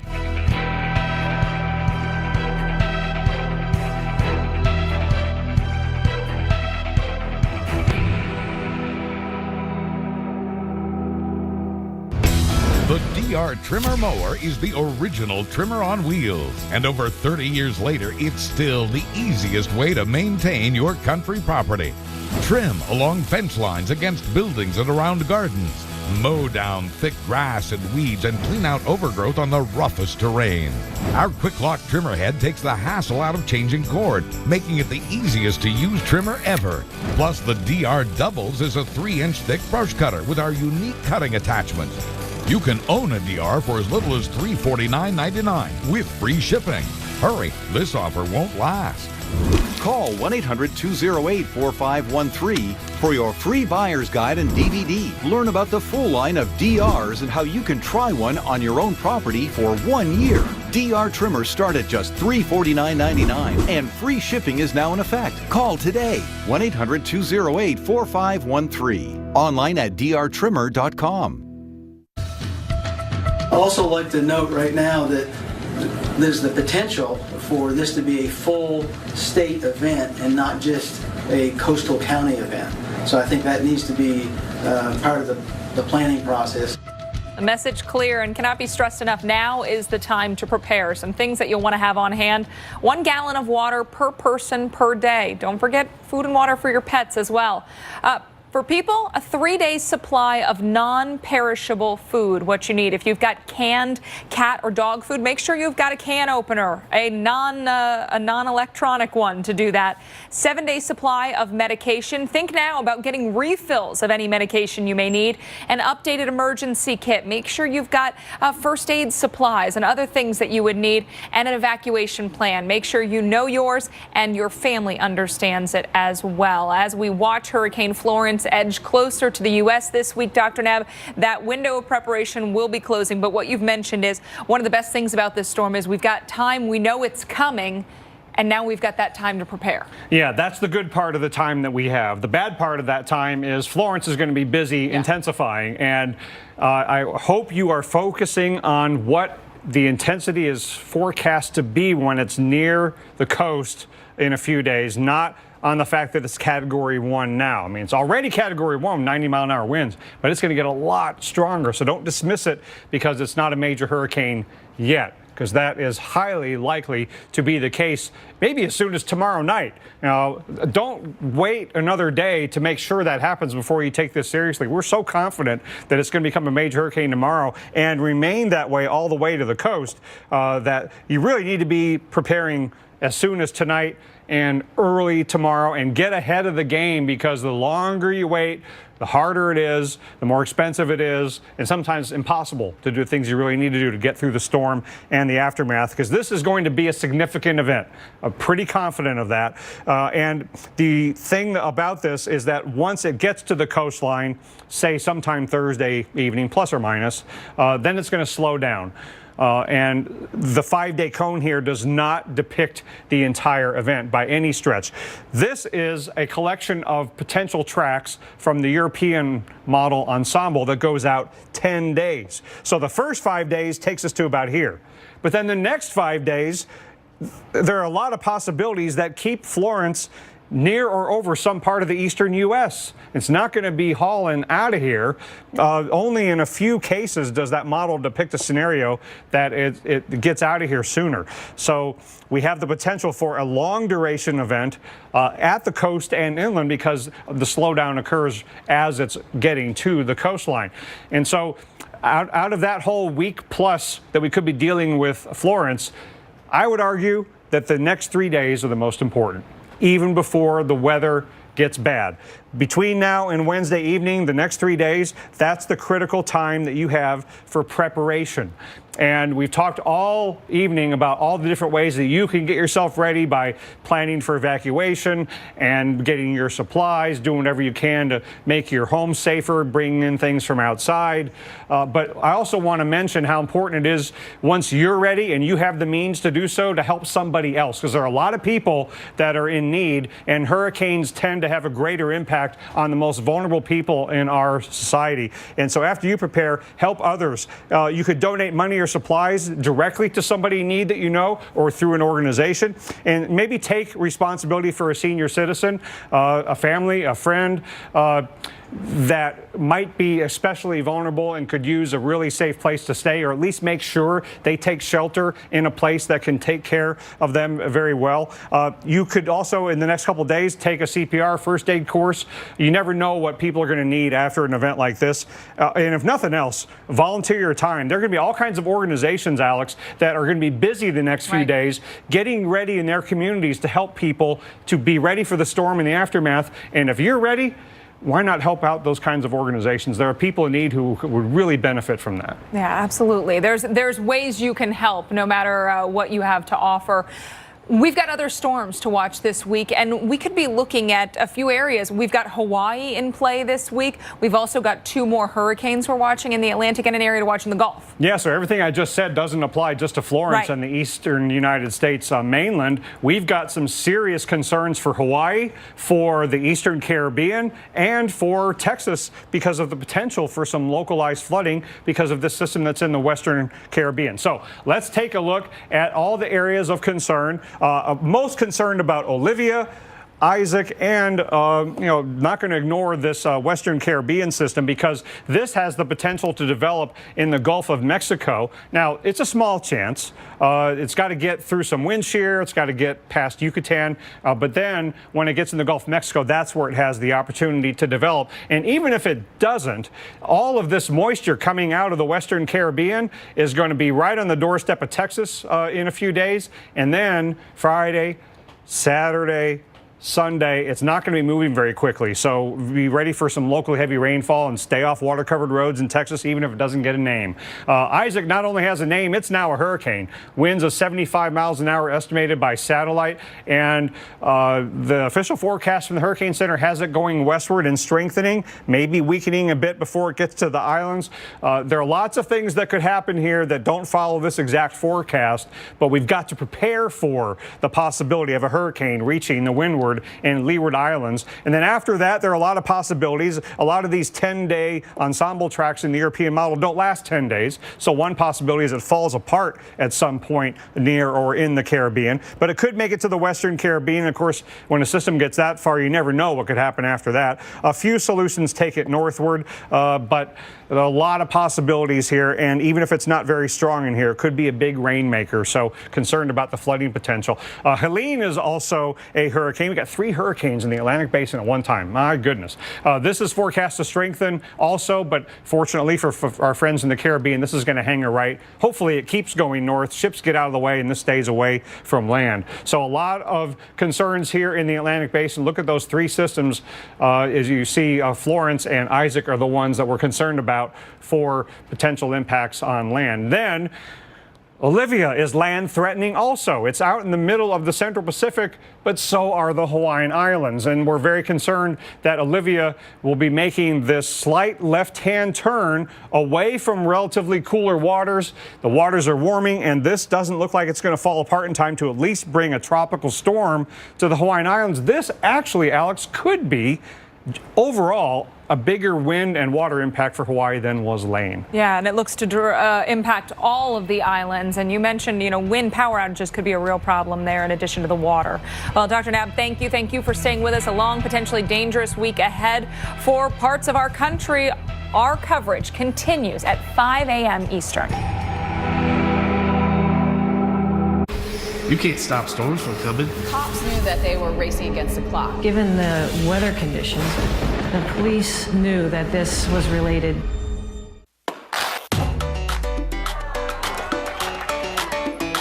Nothing beats the comforts of home. Introducing new Scott Comfort Plus. It's 3 times stronger for unbeatable comfort. It's how Scott Comfort Plus families keep life rolling. At the Joseph A. Bank Super Tuesday sale, save up to 70% on almost everything in store. All traveler dress shirts, 3 for $99. All suits on sale, starting at $199. Plus, take an extra 60% off all clearance. From stitch to store, that's the Bank way.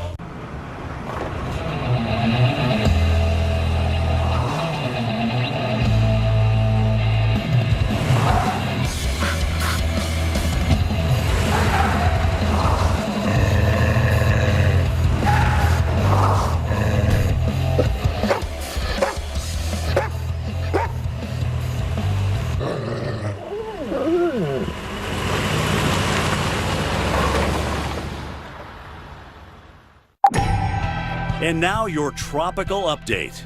Here's the latest advisory.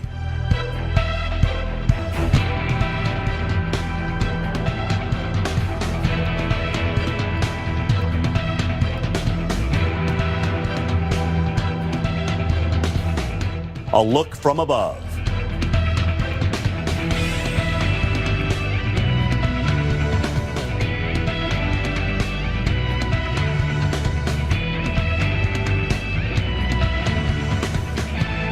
The latest forecast track.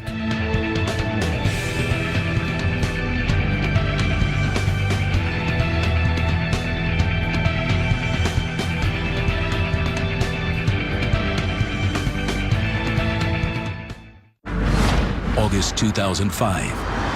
Hurricane Katrina whips South Florida, then spins up into a Category 5 monster in the Gulf of Mexico. But this isn't the story of what happened to New Orleans when the levees broke. It's the story of what happened to the people of Mississippi, where Katrina actually hit the hardest. Follow the path of destruction from inside the storm, block by block and minute by minute. When you're in the water and the wind's blowing, you couldn't get away from the sound. From a hotel where a crew of storm chasers is trapped. All of us grouped as a team and said, we're going to fight through this. To a seaside hurricane party that turns into a fight for survival. You'll never forget it. I'm just lucky to be alive. To a submerged building where a team of police officers make their last stand. I hear a crash, I get off maybe 2 or 3 shots, and then I'm underwater. Experience the most dangerous hurricanes on the planet, as if you were there, caught in the eye of the storm.